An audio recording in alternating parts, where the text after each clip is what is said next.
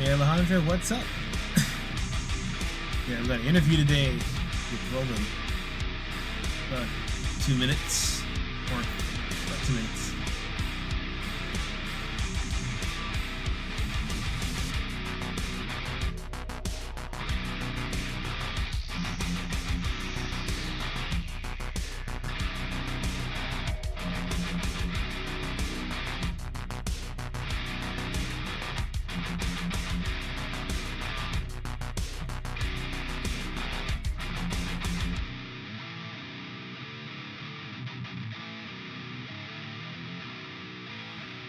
So, just a heads up, be prepared for some really unorthodox, semi-controversial takes up here, okay? Interview for a new job? No, I'm actually interviewing someone.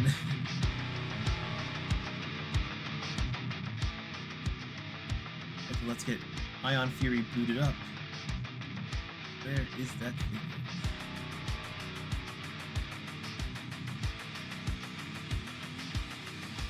Come on, Steve, don't do this. Right. Ion Fury.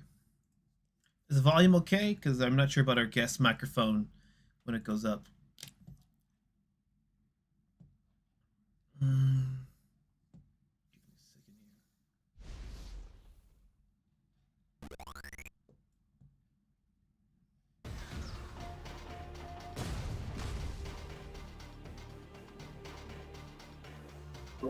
Right, everybody, let's go. Welcome. Got an interview today with King Cringe. Oh. Are you there, Cringe? Well, you know.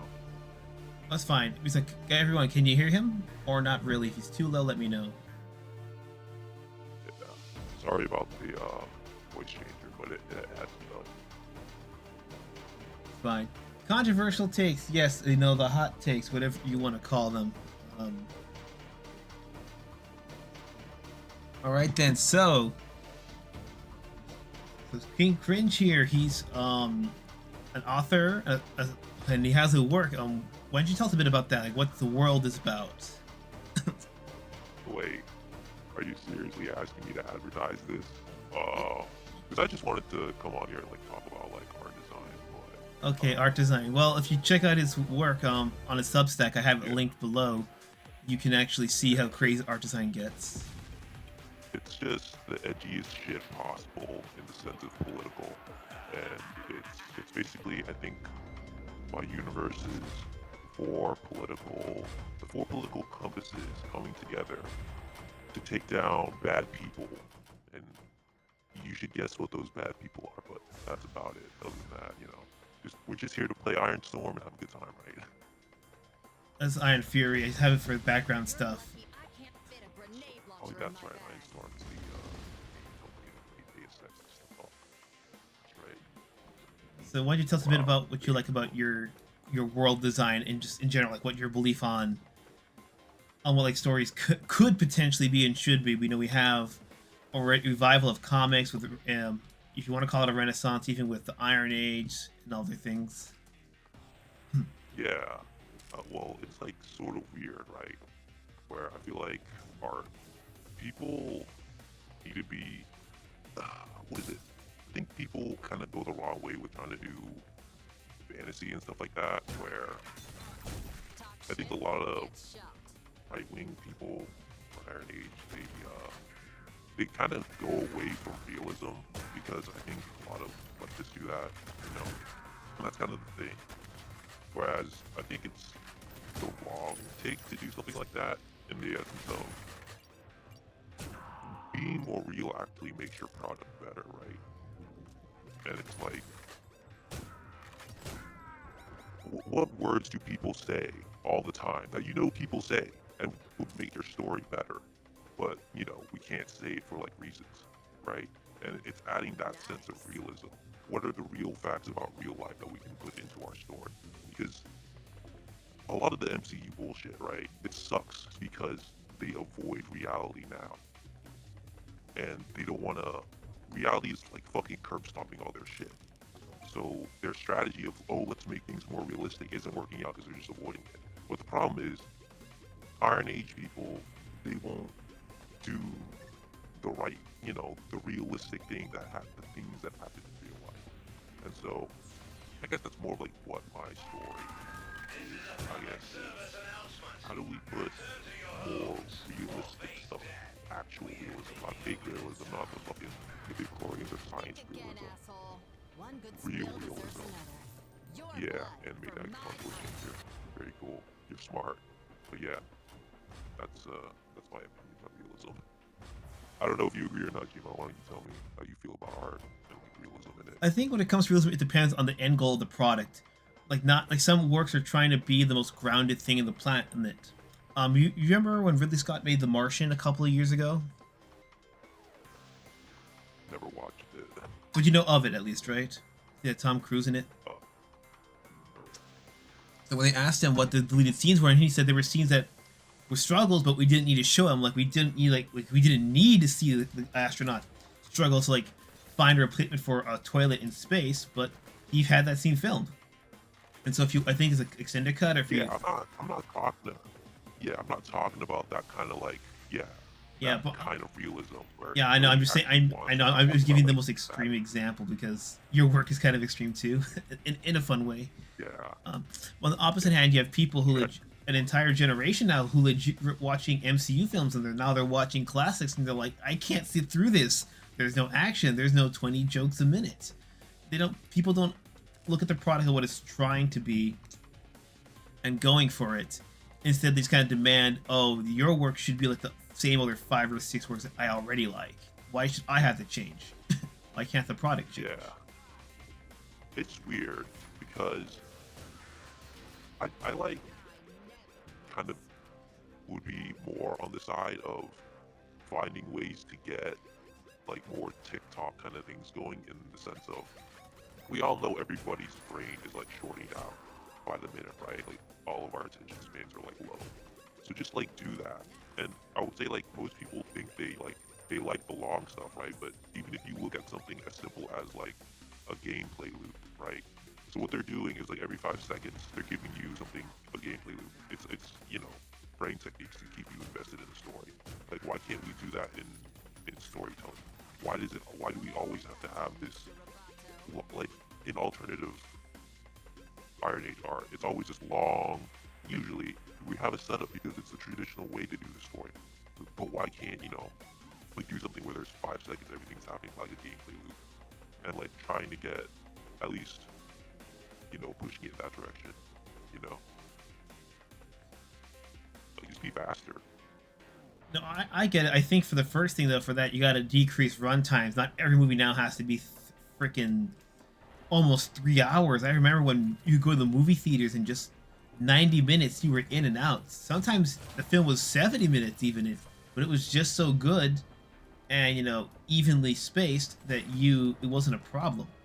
Now it feels like they're charging you 3-hour films because they want you to justify paying for that ticket, Dude, like I've seen, like, I forget, there's so many modern movies that are like 3 hours long. Your movie does not need to be this long, bro. Like, come on. Like, I'm dying, like, watching some of these movies. Like, I recently watched the Winter Soldier for the first time or something. Like, that shit needs to fucking die, dude. It is so fucking long. It had me fucking killing myself. Right, let me check the that's chat. Like, what, an MCU movie? So what that? Okay, so Matt Damon's The Martian. If the silly universe and world is real, explain basic rules, enjoy the ride. Having your own set of rules and committing to them, it's the commitment aspect that writers seem to be having trouble with, according to Crimson Eye and Alejandro. What do you think of that? Yeah, I mean, that's the basic part of like all storytelling, right? But I think there's a serious sense of denigration of like anything new, and I guess this points perfectly into my next point, which is WAP. Okay, like everybody knows what WAP is, all right? The song. And, yeah. So to most of the general public side, they're probably right. It is low, right? It is low. Everybody knows it's lowbrow.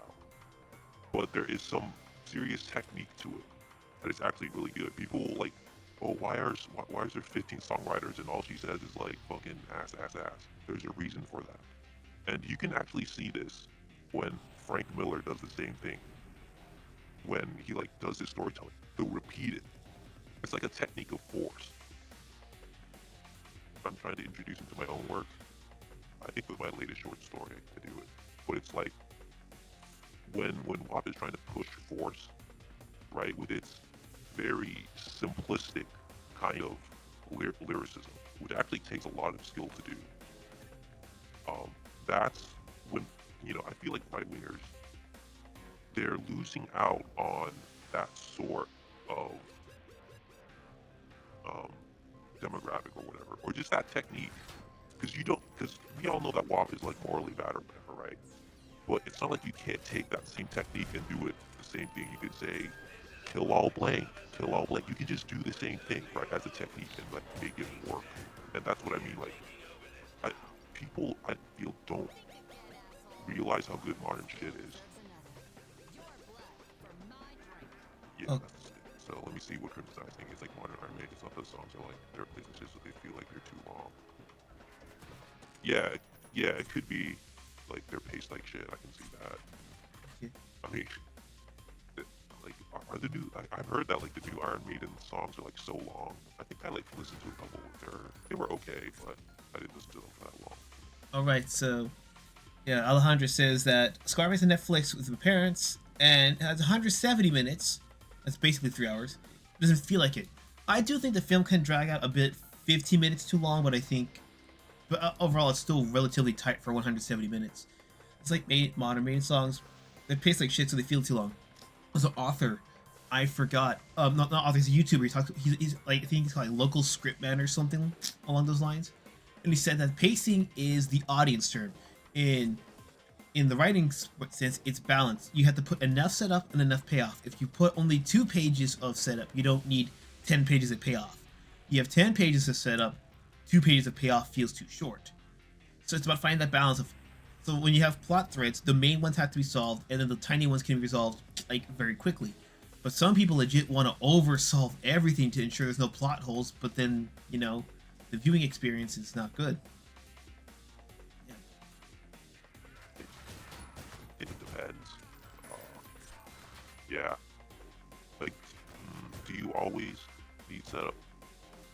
You probably do. You probably do, like, at least subconsciously, yeah. Like, pacing is important, but it's kind of weird to know, like, because, like, what's good pacing, right? Like, it all depends on, I'm not saying there can't be long things either, right? Because there should be long format stuff. There should be songs that are long. We all love prog songs that are fucking 20 minutes long. They have 15 different chord changes, you know? Like, I'm not saying it has to be fast, but when I see, like people like Ben Shapiro or something, where they're like, oh, look at WAP, this is so fucking lame. It's like, come on, guy, like, we can have all types of stuff in there, and it doesn't always need to be Tolkien, high fantasy. We follow the Tolkien formula, because Lord of the Rings is cool, but not everything has to be Lord of the Rings. And I think, and this is a thing where I feel like, for good reason, right-wingers follow the rules, and this is a very good thing for society, for how it functions. But when it comes to art, I don't know if everybody should just be following formulas, right, that everybody else knows before. If that makes any sense. Oh, it does make sense. What do you think about that, Shimo? It also, I think, depends on education. This is one thing I talked to about other friends. The reason why anybody can take apart a story is because in school, you do it ever since you're in 1st grade. Sometimes even earlier in kindergarten. And you are taught, write a simple story. Now make it longer. So you already have experience in what supposedly the structure of the story is. Compare that to music, where it depends on your school. You know, if your school got a good music program. Elementary schools in Japan, like, they actually teach music as a subject on a weekly basis. So by the end of 1st grade, they can already read sheet music because they learn to build it up note by note by note. But you don't have that as much in the West unless you go to schools with music academy or you pay for lessons out the ass. So we have people who don't know about music trying to critique music. It's a lot harder, you know. And there's also, you know, the aspect of what you might like as a fan might not be what you want to create yourself. Because just because I like how Ronnie James Dio sings, like one of the greatest metal vocalists ever, doesn't mean I would want to write songs that he would sing. Or maybe I don't want to sing the way he would. Sometimes you like them because they do what you would never do, but in an enjoyable way. Yeah, I mean, I think weirdly enough, I don't know if going to school would help or stuff like that, but I do feel like a lot of storytelling is like, at least news stories, are like addressing grievances and then like people trying to fix those. Because like, what is it? George R. R. Martin's, what is it? Game of Thrones is it's basically addressing his grievances with Tolkien, right? He's doing the whole, well, things should be more realistic. People need to not be so whatever. And it was like popular because I think, you know, he probably did have some good criticisms on how realistic things should be, right? But then, if, you know, the next step would be to see that, realize the failures of Game of Thrones season fucking 8, and be like, hey, we have grievances with how modern, like, Game of Thrones is. You know, the next story can be maybe Game of Thrones more realistic, but having the grievances addressed within that, right? I feel like games or stuff like people, like when they say like, I want to make a story for me, it's because they're not satisfied with a current product. And so they have problems that they need to fix, right? And that's like why I'm making a story, because, hey, a lot of, like, I was looking at all these right-wing stories or out of the Iron Age, and I was like, none of these people are doing the thing that we all know people should say and do, and it's getting really annoying. And it got to the point where it's just like, fuck, I'm gonna have to do this. And this is also part of the reason why the Iron Age started in the first place, where it's like, leftists aren't doing shit, right? They're making the stories horrible, we have to fix it. So, in a way, I feel like storytelling is like problem solving, but yeah, it's just like, I'm mad at this thing, I'm gonna go fix it in my own story.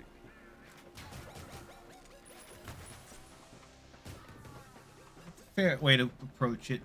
Alejandro says, made it Empire of the Clouds of 2013, 17-18 along with authority that is instrumental. When it comes to storytelling problem solving, it's also about what can you do. Like, when you, there's one thing about, you know, spin-off works, like inspired works and fan fiction. The one advantage that both of those works have is that they never have to live up to the scrutiny of being actual canon. I could make a fan fiction of basically anything, fix problems and address it, and it's going to be fine because it gets the pass because it's a fan fiction, it's wish fulfillment.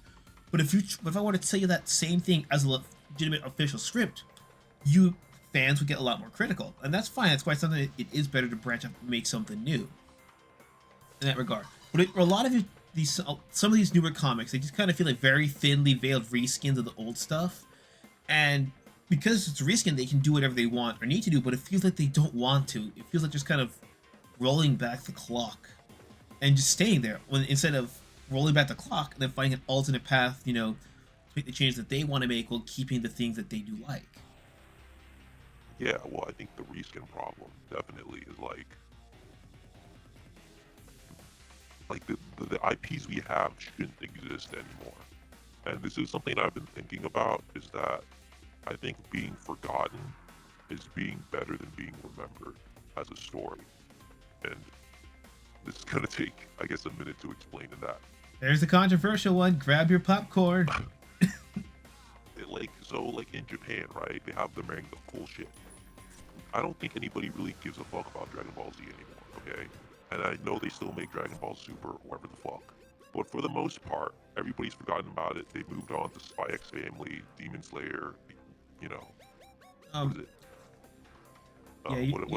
You're half right about that. Like, they still love the thing, but they don't treat it like it can't exist alongside new things. It's not like only Dragon Ball can exist. Like, they have the new Dragon Ball film that came out this year in CGI, but they still went and got to see Sailor Moon in theaters as well. They still see the older shit, but they also give newer things a chance. It's not just, it's good, it must stay here forever. Yeah, and that's the thing, like, why in America is Superman and Spider-Man and Batman, like, still the biggest IPs? It shouldn't be that way. They should have already been surpassed, right? Like, I think Razorfist talks a lot like Batman, you know, I guess he calls Batman a copy of the Shadow, but for all instances, Batman surpassed the Shadow, and that was the next step up. But why is there nothing that has beaten Batman? Because the problem with being the greatest of all time is that means there's no successor, right? Hmm. Like that's the problem. We should be having like new successor IPs that are like taking over if the series would ever end. Yeah, sure. I mean, if he did that, it's probably not going to end. But that isn't like. What I'm saying is there's IPs that can stand toe to toe with Dragon Ball. I don't think in America there's an IP that can stand toe to toe with like Spider-Man. That's like new. Yeah, it's a that we significant verify in gap America. between Spider-Man and Captain America for the top two, and that's probably changed now with the Yeah. MCU, with Iron Man getting up in popularity.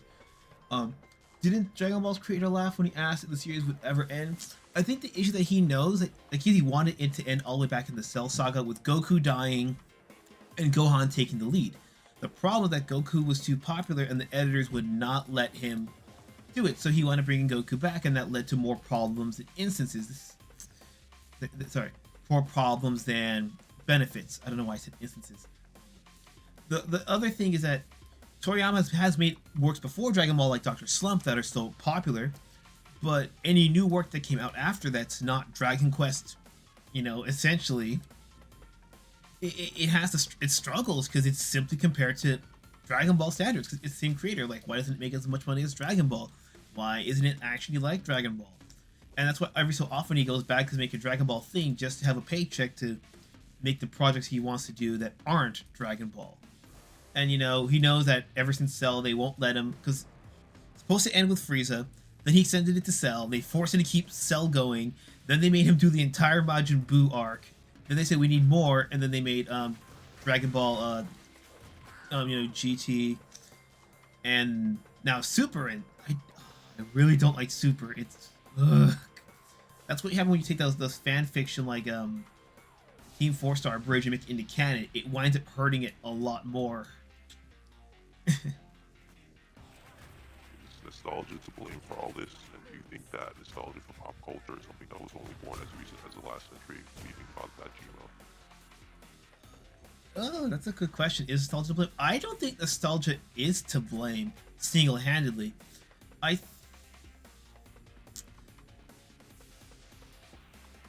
Actually, I'll let you go first, Cringe. Or do you prefer King? Which one do you want? Cringe, King, KK? Oh yeah, King Cringe is fine. King, Cringe, okay. Well, my take is I think going to be very controversial.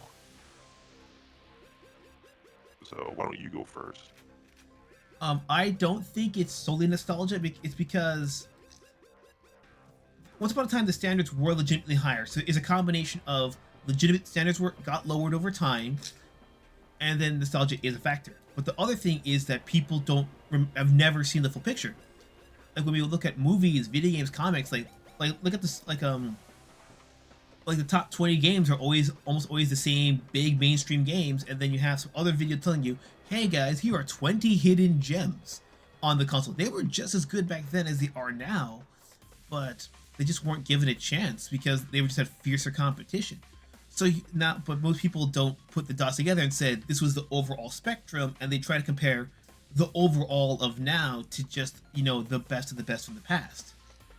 So when you have a catalog of, 9s and 10s, and you're getting things in real time that are 6s, 7s, 8s, it's gonna not look as good. It happens with every decade, the decade before them, and the decade before that, and so on and so forth. I mean, think about art, like the masters, Michelangelo, Raphael, Donatello, Leonardo. They were masters before those masters, and you don't think they were compared to the masters before them? I mean, I don't think they set out to make art going, I'm going to surpass the masters, but they had to say if I could at least add something to the discussion. That's my take on it. That, like the 6 out of 10 versus the 9 out of 10. Yeah, I mean, there is like that does happen. So, I guess for my take on it, so like the Japanese people, right? They think of themselves as the Japanese people, and the thing is, they want to pass on subconsciously as much as possible to the next generation because they are Japanese. They have something to fight for. I don't think America in its current state has that. America, and I'm not like fucking commie guy, okay, but capitalism has severely severed the need for Americans to pass on things to their children. Like you'll hear about boomers who don't give their children inheritance. What the fuck is wrong with you people? Okay, like people should not be worshiping money this much. So, and I'm okay with capitalism. It's cool, but when you like take it that far in that direction, where we're not giving your children the the ability or the means to continue, because people will just leave companies and they won't even give anybody like any help. It's just whatever's in the documentation, blah blah blah. So it's that serious sense of I've got mine, and there are ways to fix that, but it's mostly the Japanese people think of themselves as one Japanese race and they want to continue that. Now, just apply that in America, and I think there would need to be serious societal change for people to want to pass on their teachings to the next generation.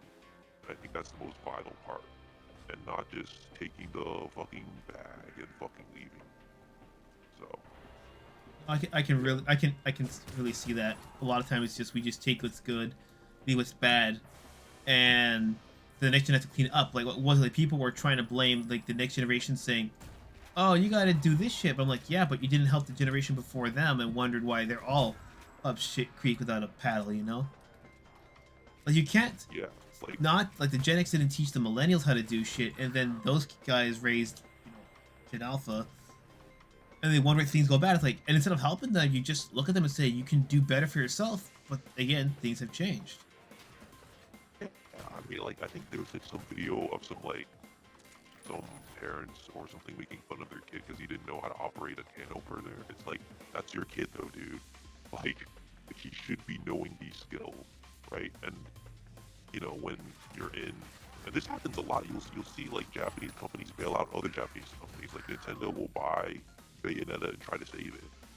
Like in America, they usually buy companies to fucking, I don't know if they save it, they just hold on to the IP sometimes. Sometimes they'll try to save it. To save, I don't think is the correct word.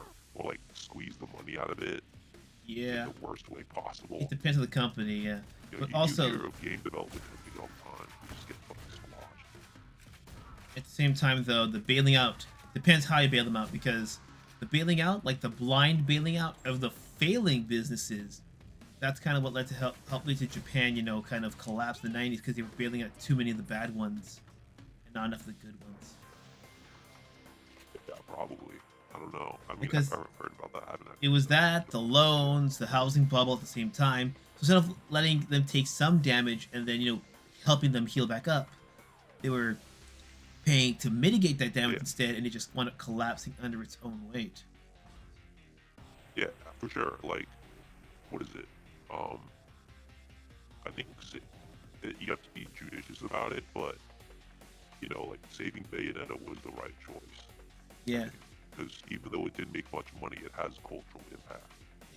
Whereas in the West, like, what do? We try to we bring the Saints Row reboot, guys. I hope you're happy about that. I hope it doesn't suck. Yeah. So Alejandro has a video suggestion: retro blastings. It's okay for stories to end. 28-minute video. That's basically what Cringe is trying to say. It's true. I mean, the other thing is I don't mind reboots, but they kind of could just be one and dones. But at the same time, we can't help it. I mean, ironically, look at Ghostbusters. You had the original Ghostbusters, I want to say from the 50s, 60s, with the two guys and the gorilla. And then they had that reboot, well, technically a name make, if you want to get really technical about it. In the 80s, that's the one that everybody thinks of with the Ghostbusters. To where they called it the real Ghostbusters, and you had the extreme Ghostbusters, and then you had the Ghostbusters Answer the Call in 2016. Well, that's what they called it when it came to home DVD.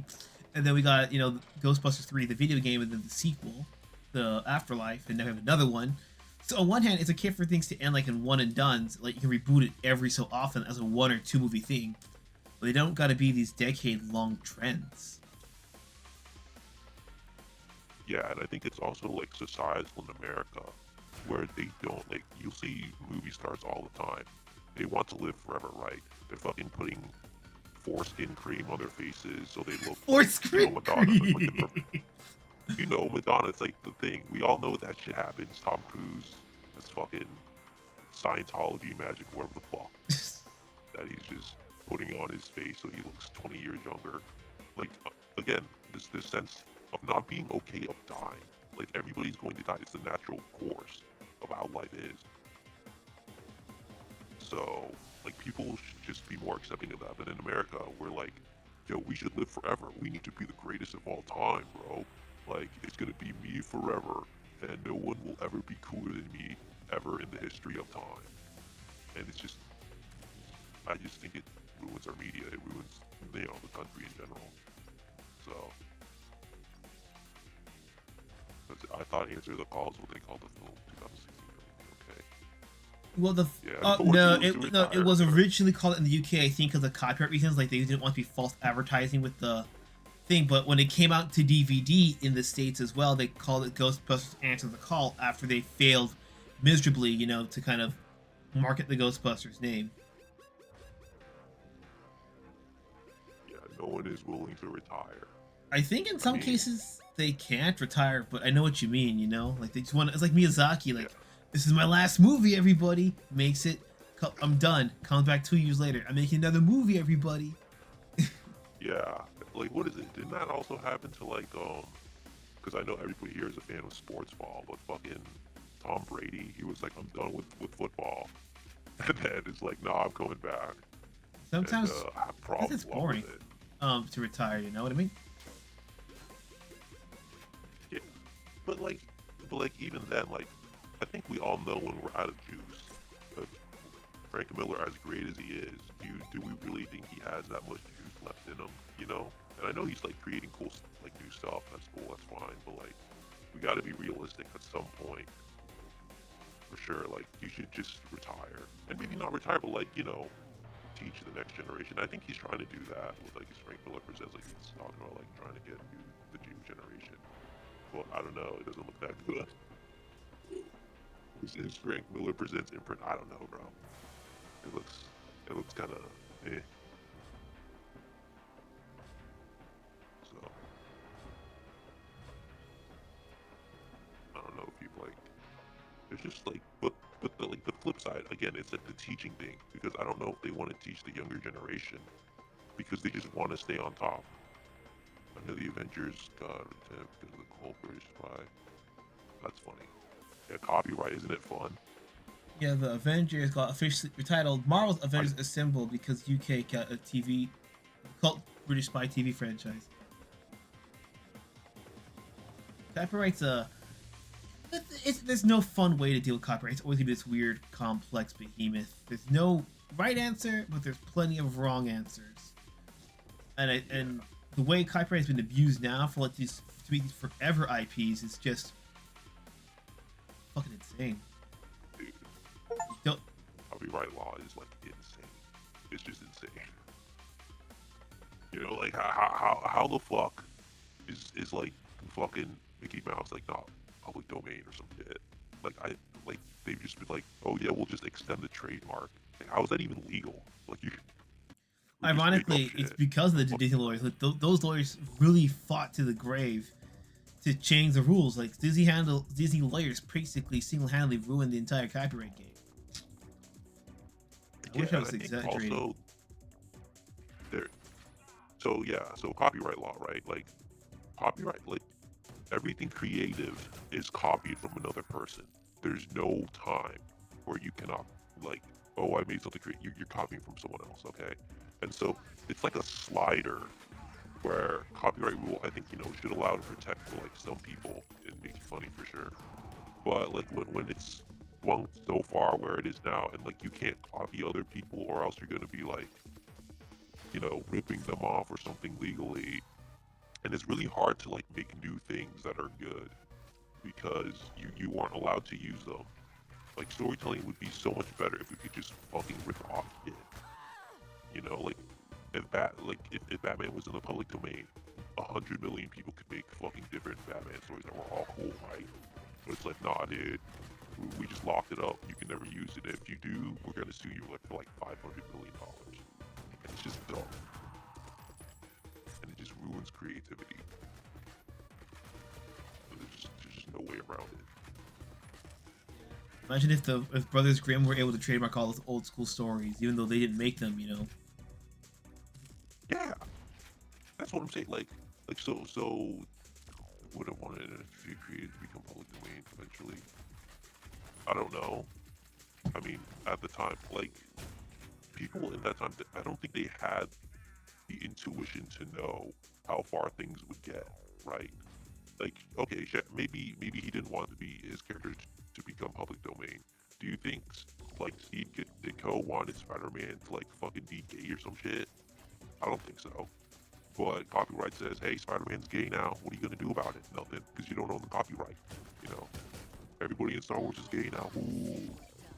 And nobody can do anything about it. It's you know. So, and I'm not saying throw the baby out with the bathwater, right? Like, there should be some copyright to make sure people can have food. But the laws that we have right now, they just make sure that every character eventually, if someone has enough money, will turn gay, and that's a problem.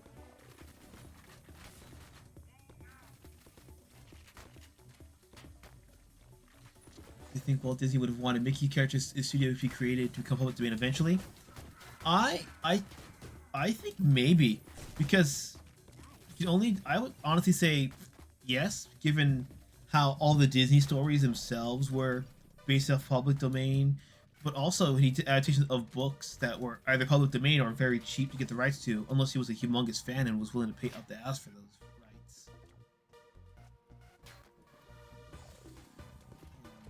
I think about like actual Walt Disney, and not like the fun conspiracy theory version. You know, he wanted to live forever in Cuba with cryogenically frozen body.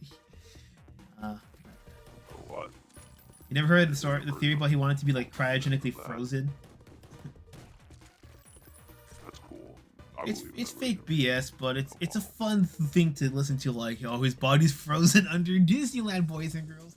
That's why you can't go under the haunted mansion.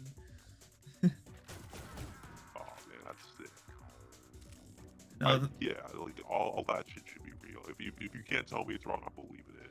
If you want to see a work of it that actually plays into that aspect, you gotta take it with a whole goddamn salt container, like not the shaker, the whole container of salt that it comes in. Yeah. It's called The Perfect American. It's a English opera by Philip Glass wrote parts for it, but there's a part of it, and it always stuck with me about how he's supposed to be in Disney's dying days, you know. And there's one part that stuck with me about like how he gets mad at his creations because Donald, Goofy, Mickey, they all live forever, but then Walt Disney, the person, would be forgotten. And I'm like, fuck. For kind of a dark satire, you got a little bit too real, man. I don't know. Like, maybe I'll have to see that. What is it like? I think I saw a copy of it on YouTube. It's okay.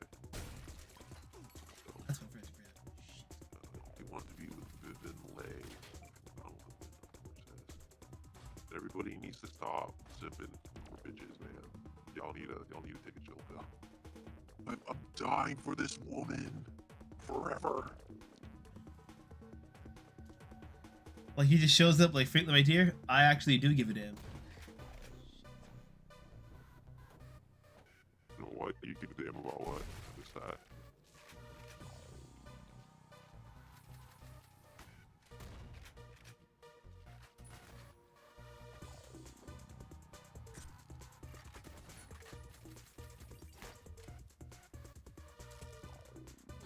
Yeah.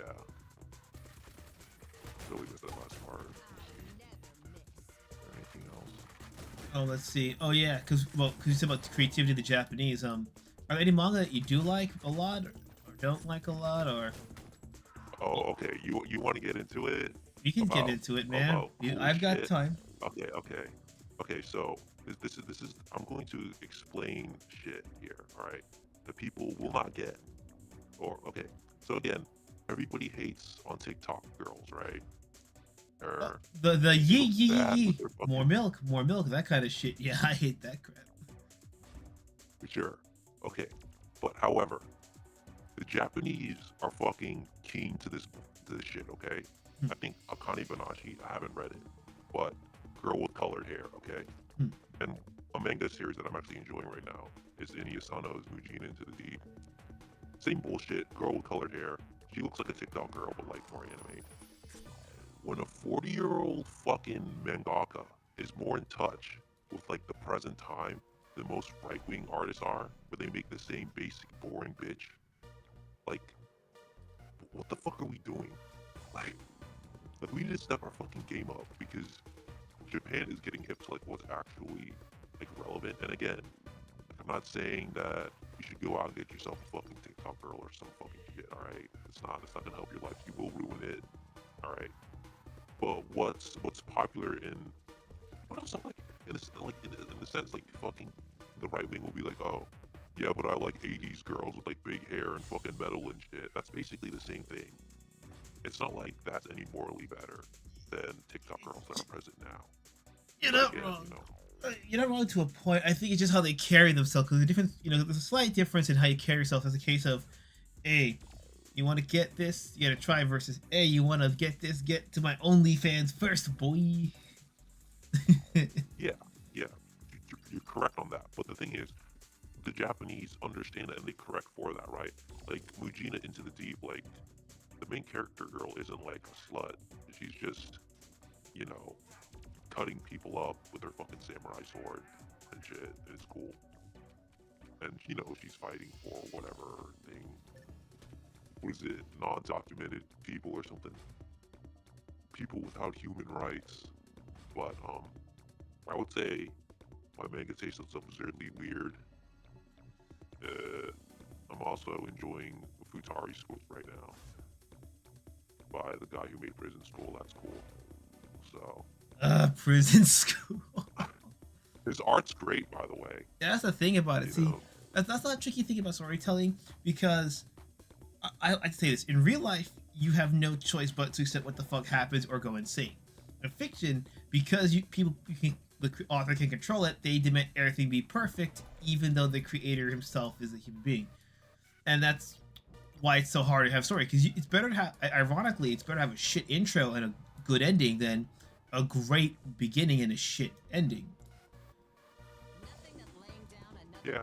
Even though it's still technically just one fucking part of it that's just fucked up. Alejandro says cosplayer girl way better than TikTok girl. I'm just saying, you could have a cosplay girl who uploads her things to TikTok but doesn't do like anything crazy on TikTok, Like, oh, here I am dressed as this maid character cooking shit, for like 5 seconds. There are dudes who will watch that. You got the Wonder Bread dude. But we need to be crazy, right? Japan is kicking our asses with crazy.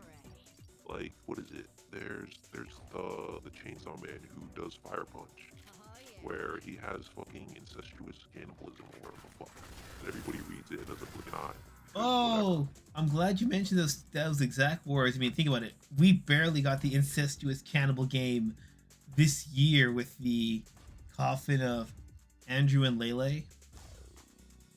Oh, that's what I'm saying. Like, for some, incest is not good. We all know this, right? But for some odd reason, whether it's Game of Thrones or the coffin of Lele, it's popping off or whatever.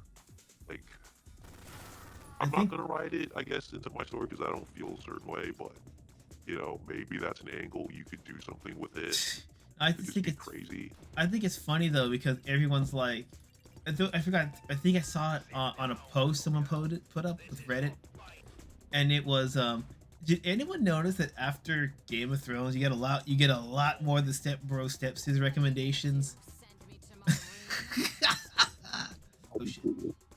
Like you don't even have to again you can flip it on its head. You can have the incestuous people have kids that blow themselves up because of their dated genes or whatever, right? You don't have to be pro incest, but just having it in a way that we're doing things more interesting with it, than just not addressing it, just using the thing and just in a more interesting way. Yeah, for sure. I think the other issue is that people have this really weird really weird belief that again I use the Saw example because I've actually encountered this debate many times in a server with a certain person, and he talks about how Saw is terrible because the films do not come out and explicitly state that John Kramer is a madman. It's like, no, if you're paying attention to the signs, the tone, the color, the way he dresses, you can tell he's not right in the head. But some people believe that unless you explicitly in your fictitious work are not taking a heavy stance against it, you must be for it. Which is butt fucking retarded, because no one... Yeah. When's the last time you heard Batman say, I'm Batman, I'm the good guy? You never hear that shit. He says, "I'm Batman." Don't kill me here. Fucking turds. He's the best guy, dude. He's always the greatest. And he just and by the way, at the end of this movie, everything will be okay. He just turns around and says that. Oh yeah, man, it's gonna be awesome. I'll save Gotham City.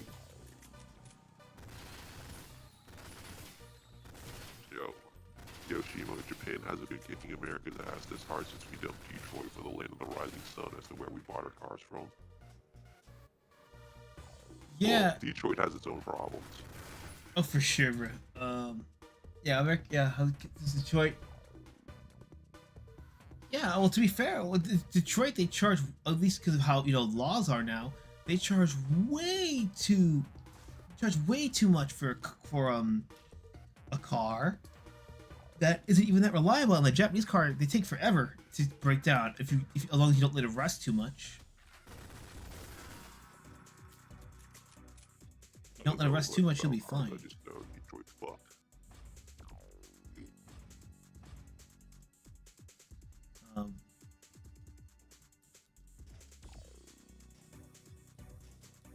Yeah. I love how Saul got away with having the main villain's real name be Kramer in a post-Seinfeld world.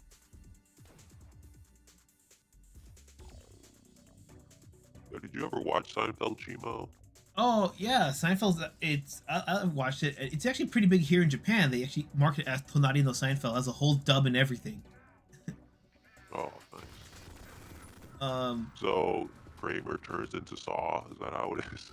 No, but I do like the fan theory about how Kevin McAllister actually is John Kramer because it makes way too much sense. That would be funny. It would be funny, but given how they look kind of similar with the body type and everything, it's a fun theory to consider. But I'm not going to be like, oh my god, I subscribed because it makes the movies better. Nah, it's just a fun little what if. The most fucked up one though, skit, if you've ever seen Robot Chicken, was the Kevin versus Michael Myers. And Michael Myers just like walks through everything, and all the traps backfire on poor little Kevin. It's so fucked up. Damn. That's rough. Robot Chicken for you. I like that I put that disclaimer. It's like, we don't support violence against kids. We just find it hysterical. Yeah. Yeah. I mean, it depends on how well it's done, for sure. If you're just doing it, it's kind of boring. I think that's it. Like, just don't make it boring. Like, you can. It's like the idea of the nude girl that's extremely boring compared to like some girl who's like still has her clothes on but is more erotic, so to speak. Yeah, it's the mental stimulation. Yeah. The sensuality. Shit. You can't just. Yeah, just having like dead people in your story isn't gonna make it better. You have to make it good. I think that's also a problem with like right-wing storytelling. Where like, if we just have this, it's gonna make it better. We have the hero's journey. Now we're just gonna rock and roll, and it's like, no, it's a part of it. Yeah. Also, yeah, this is another thing. So I was thinking about it. I totally forgot. Like, so people have been talking about years about like beating Marvel and DC, right? So I just want to say, like, we've already beaten Marvel and DC. They're fucking over. Like, everybody knows they're dead. Like, if you look at any Iron Age comic, they're probably selling more than Marvel and DC. The real problem is Japan. Like, we should be trying to beat Japan. Like, honestly. If people say, like, oh, but Japan is a different demographic, then why does every single kid know manga? They know manga more than your shit. So it's kind of a problem. We kind of have to beat them. Kind of a big deal. Yeah, I'll answer your point. I'll respond to that. But first, Alejandro says, I want to see Jigsaw versus Michael Myers or Jason. I want to see him go against Jason, because that would actually be pretty fun. Him or the Reanimator, because they're both scientist kind of characters. In that case, here's the big difference is a humongous cultural one. Japan is like France in the sense where comic books are just a medium.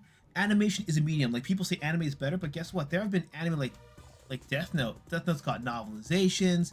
Death Note has manga, which was the form it came in. Death Note got anime. It got adapted into 4 movies. The Japanese ones with the 3 and the L prequel, and even got readapted as a television drama series.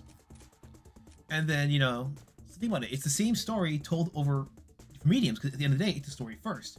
I've seen commercials for novels that were legit just anime, because it's just animation. It's a way to tell the story. Again, that whole McDonald's thing with the Happy Meal, the family, we know the kids, the high school kids, and the family with, you know the one that got memed to oblivion. You know what I'm talking about, right? With the Happy Meal. Yeah, the one with the red fries, yeah. Yeah, because it's just a way to tell a story. In America, and basically all of the EU as well, that's not France, you have cartoons are just for kids, comics are just for kids, and as a result, doesn't matter how good your story is, unless you're Disney or some really crazy weird exception, that you're just for kids.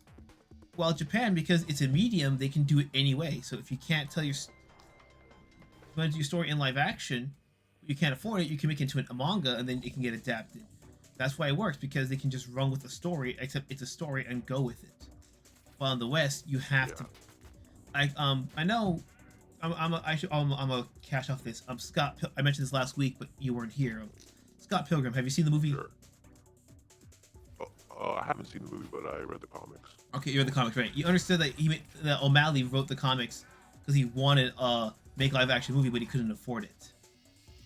I didn't know that, but sure. Okay, so when he made the first volume of the book,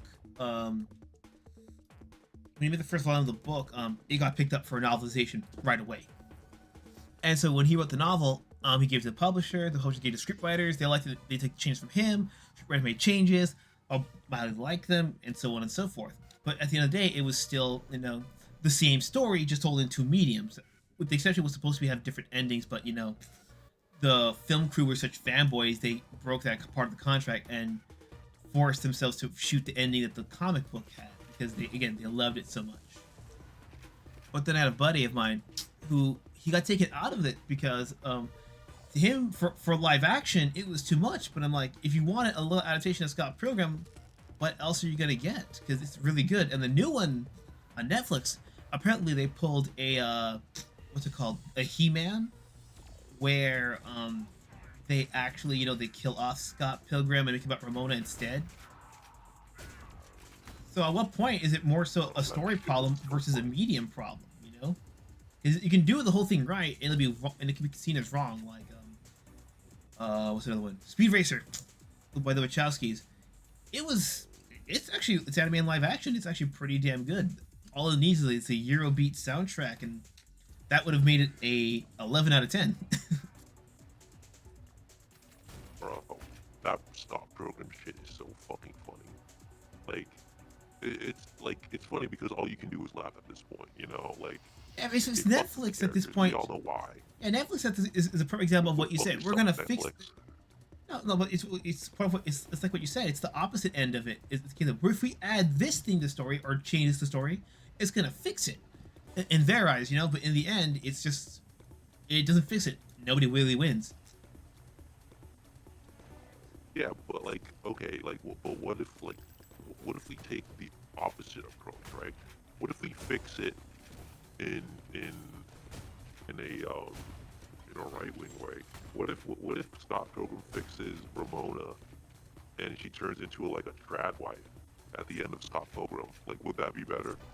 I think it could be better, but the big thing with those things that you have to establish it. You can't have Ramona be like her usual flaky, self-centered, flirting with everybody, and then magically she just time skips into a trad wife with 5 kids. You can't. You have to establish that the potential is there. No joke. If you wanted to pull that off with Knives Chow, you probably could have gotten away with it. Knives team, I don't know. You don't remember Knives? The Asian chick Scott was dating but never. Yeah. Yeah, the one he never officially broke up with. Yeah, because she just let him all that time. There was a better chance for her to be that trad wife thing than Ramona. Not saying Ramona couldn't pull it off, but there's a lot less work to do, and it would have made more sense depending on what you're willing to establish or not. Yeah, I think Ramona was pretty toxic, wasn't she? Ramona, it's got my friend put it saying it's like Peggy and Hank Hill. They're not the best of people, but because they're together, they keep each other afloat, and the universe is better off for it, so that no one else has to kind of suffer being with them. Yeah, yeah. But again, like fixing things, like, I do think like if you're gonna fix it, you should tell people. I think like if you're making an adaptation, just make the damn fucking adaptation, you know? Yeah. But I think people should be, I think fixing it and telling people is okay, but we should think about, let's fix it from the right-wing perspective, right? Let's try to fix things in the right way. Maybe Batman should kill. I'm not thinking it should be right-wing perspective. I think it just needs to embrace the themes better. I mean, wild example here, first Alejandro says, that's where they went wrong. I know they want to make a Netflix original, but look at what it led us. Again, Netflix is like Tencent with Chinese companies. They're going to offer you the most money to make your project happen, but you got to pay the price in terms of what they want. And it depends. Are you willing to let your project never get adapted, or do you really want to adapt it even though it's not going to be good? But in the case of fixing it, it's about the themes at the end of the day. I'd say more so than ethics and morals. I mean, look at Roger Rabbit. Have you ever read or heard of the original book, Who Censored Roger Rabbit? No. Okay, so Roger Rabbit in that book is straight up just murdered, and it's a really legitimate mystery neo-noir book. It's like all the crazy shit that people would do Looney Tunes back in the day with PG-13 stuff and everything. Jessica Rabbit was a literal horror, so yeah, whatever you see on the internet is more accurate to the book than the movie. But if it had been adapted today, it would have been seen as like either a very good deconstruction or a very edgy deconstruction. But when Disney made Roger Rabbit, Who Framed Him, that version was so well received, the creator himself said, I actually prefer this over my own creation. And when he wrote sequel novels, the first book got retconned into a nightmare, so that he could just continue where the movie left off. So at the end of the day, you have to make something but the movie still kept a lot of the themes that the original book had. Sometimes it's better just to adapt the concept of something than it is to adapt it shot for shot, beat for beat. I'd rather have an original adventure that's loyal to the spirit of it than have a one-to-one that just kind of doesn't fix anything or change anything. If it's in a product that's just like a mediocre product, I think, yeah.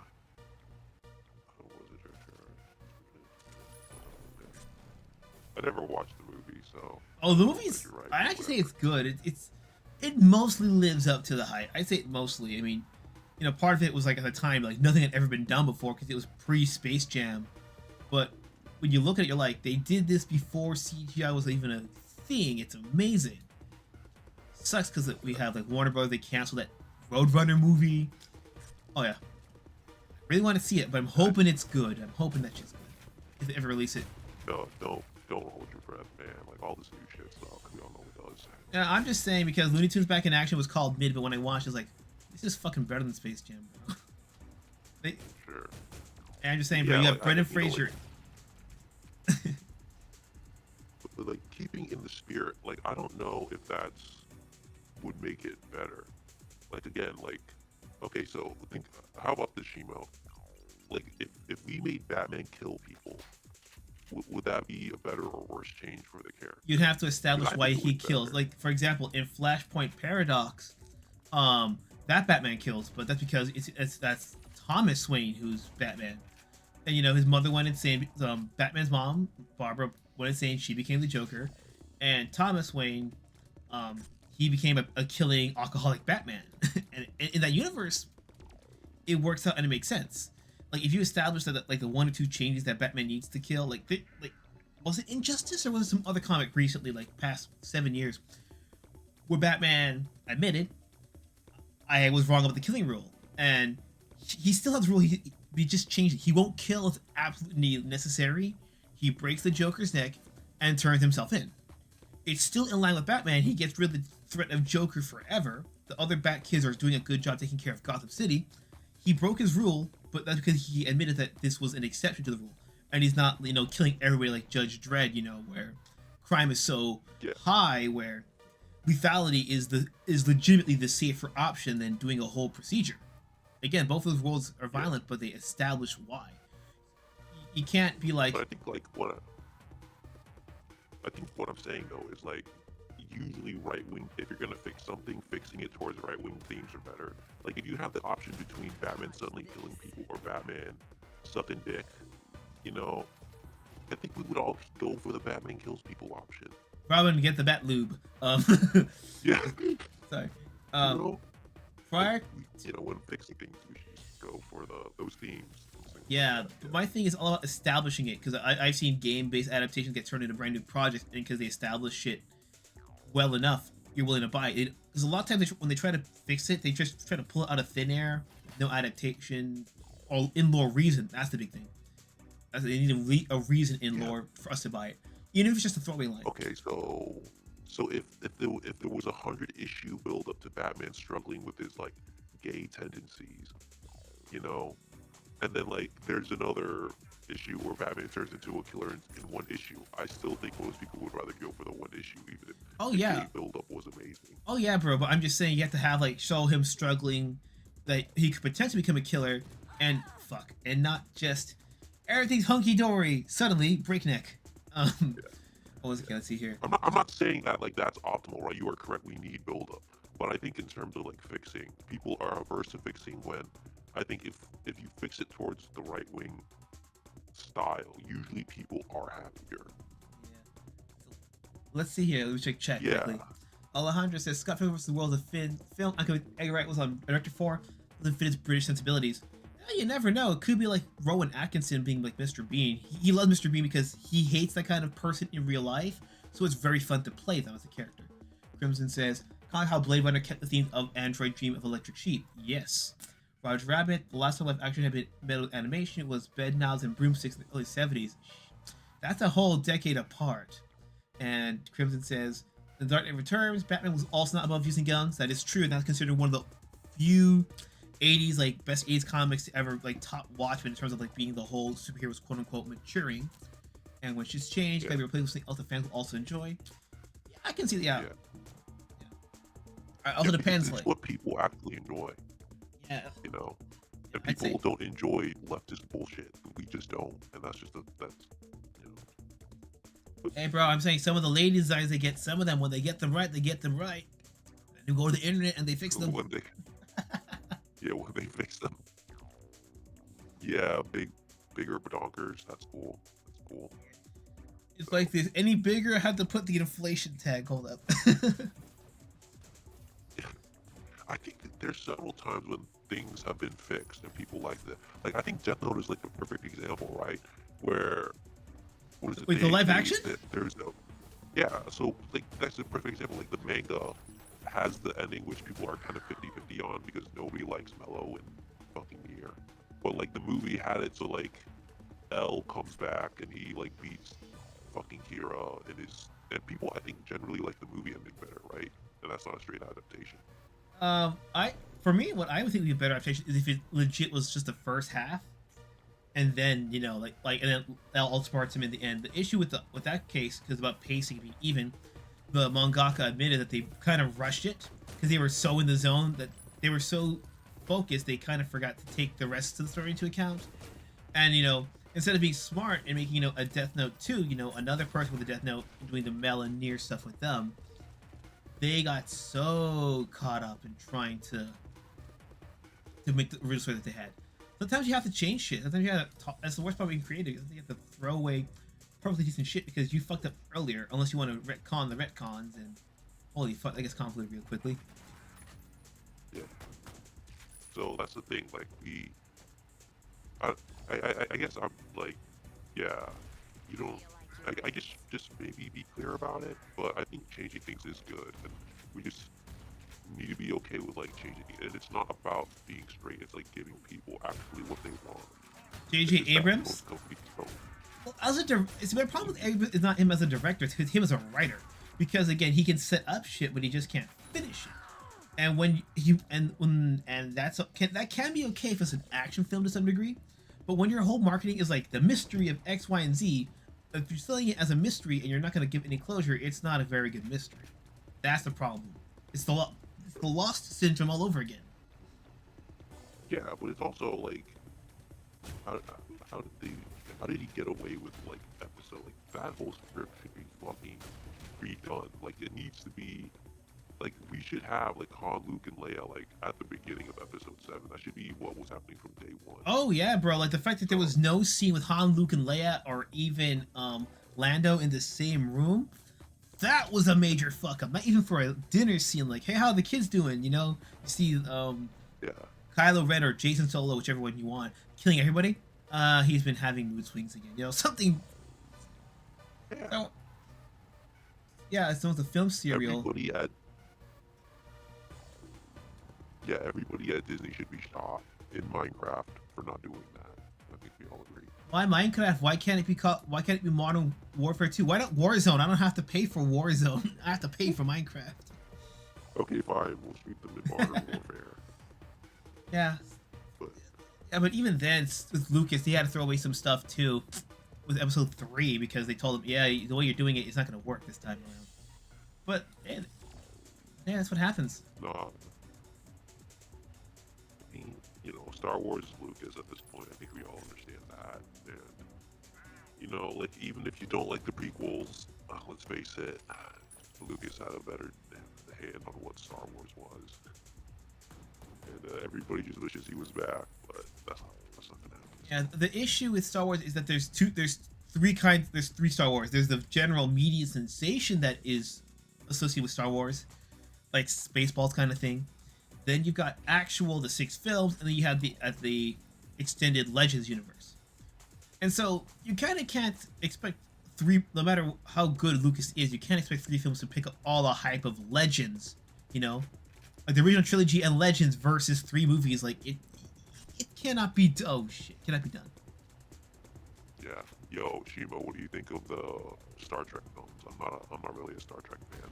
Me neither. I mean, I like DS9 weirdly enough, but I think that's because, you know, it's weird. Like DS9 is one of those movies that it knows how to capture like the non-fans into that fandom as well as keep the original fans happy, and that's a very tricky balance to do.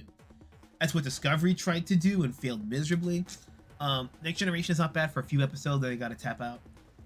I just never really could get into it compared to Star Wars, but then again, it also can be how old I was, the timing and everything. That's another thing. Timing is a big factor. Kind of people expect things to be good in the 80s, like a Blade Runner and The Thing. They're classics nowadays to a lot of people, right? Yeah. You know when they first came out, these movies failed at the box office, right? Both of them. Yeah. You know what movie killed them both at the box office that July? Okay. E.T. Fucking T. Now, question. Now nowadays, who talks about E.T. anymore? That's true. I don't really think anybody thinks about E.T. at all. I mean, I remember in the 2000s it was still kind of big, but now maybe the world's just so cynical, we don't like E.T. anymore. But back in the 70s, E.T. was what they needed, a break from the cynicism. But now we like that, can you trust people anymore kind of movies. I think E.T. falls into the problem of you just made Gollum your main character. You know, like nobody really wants to look at that for like 2 hours straight. Like it's triple dick. You made Gollum the main character. Oh my god! If I ever review E.T., I gotta steal that line, man. That was too fucking brilliant. I have issues being a certain now because of what it's become. Because it's very much a left vision of the future. I mean, yeah, we could like. That's the thing, like somebody needs to make Star Trek, but with the realities of the right wing now. And the thing is, like, we can't really be mad because we didn't know how most of the world worked, right? Like, we and I think the whole world pretty much thought Star Trek was going to become the future. But then reality hit us in like 2016, and now you mean like Movie Bob? There's very much opportunity. Yeah, there's very much opportunity now. Take like someone needs to make Star Trek but right wing. That's all you have to do. You just have to like change 2 things. Like imagine if someone made Game of Thrones, but then they just switched the ending to be right wing. They could like be selling gangbusters, dude. Like that's all you need to do. Just take your favorite franchise that was leftist, tweak like 5 things, sell it in a different package, and make fucking bank. Okay, so you know? let's see here. Crimson says I actually enjoyed the first 2 Abrams films. Yeah, that's fine because the first 2 had some sense of a plan. Number 3 was when they were like, We have this idea, but we kind of fucked up the other two films in terms of setting it up, so we gotta just pull shit out of our ass. It's one of the few film I yet to see. If you take it as a family entertainment film, with it's kind of like warms a part of your heart that you thought was dead.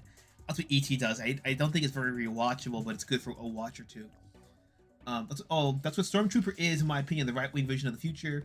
Earth conquering the galaxy, the name of the human race. Then Crimson Eye says, stuff like this makes me less inclined to say I enjoy the Star Trek series. But yeah, again, that's the big thing, and that's what I mean by time. Star Trek at the time was written when there was still some optimism in the world. But now we're in a world where everything is politicized, or not even politicized, just divisive. I mean, look at Twitter. I gotta remember that tweet that said, only on Twitter you can say I like waffles, and people will interpret that as I hate pancakes. I didn't type that. Those are two very different sentences. And it's true. In a day and age where if you're not with me, you're against me, it makes sense why optimistic futures don't really seem enticing, because you're kind of jaded to where, like, yeah, this is not going to work. And of course, the people who think that's going to happen are those who ignore the brunt of reality. Sometimes it's better if you just take it as a fantasy and accept it's like porn. You just gotta say it's a fantasy. There might be real people on a screen, but you gotta admit that shit's fake as hell and well edited. Much more of a Doctor Who fan nowadays than a Trekkie. Who politicize the political games? We don't do politicize the political games. I mean, like, well, actually, if I could like respond to like the Star Trek thing, like you shouldn't feel bad about like Star Trek, or liking Star Trek, because it was like a relic of its time. And like Star Wars, right, is like, you know, if you watch it, Leia is like a girl boss. It's like woke in a sense, right?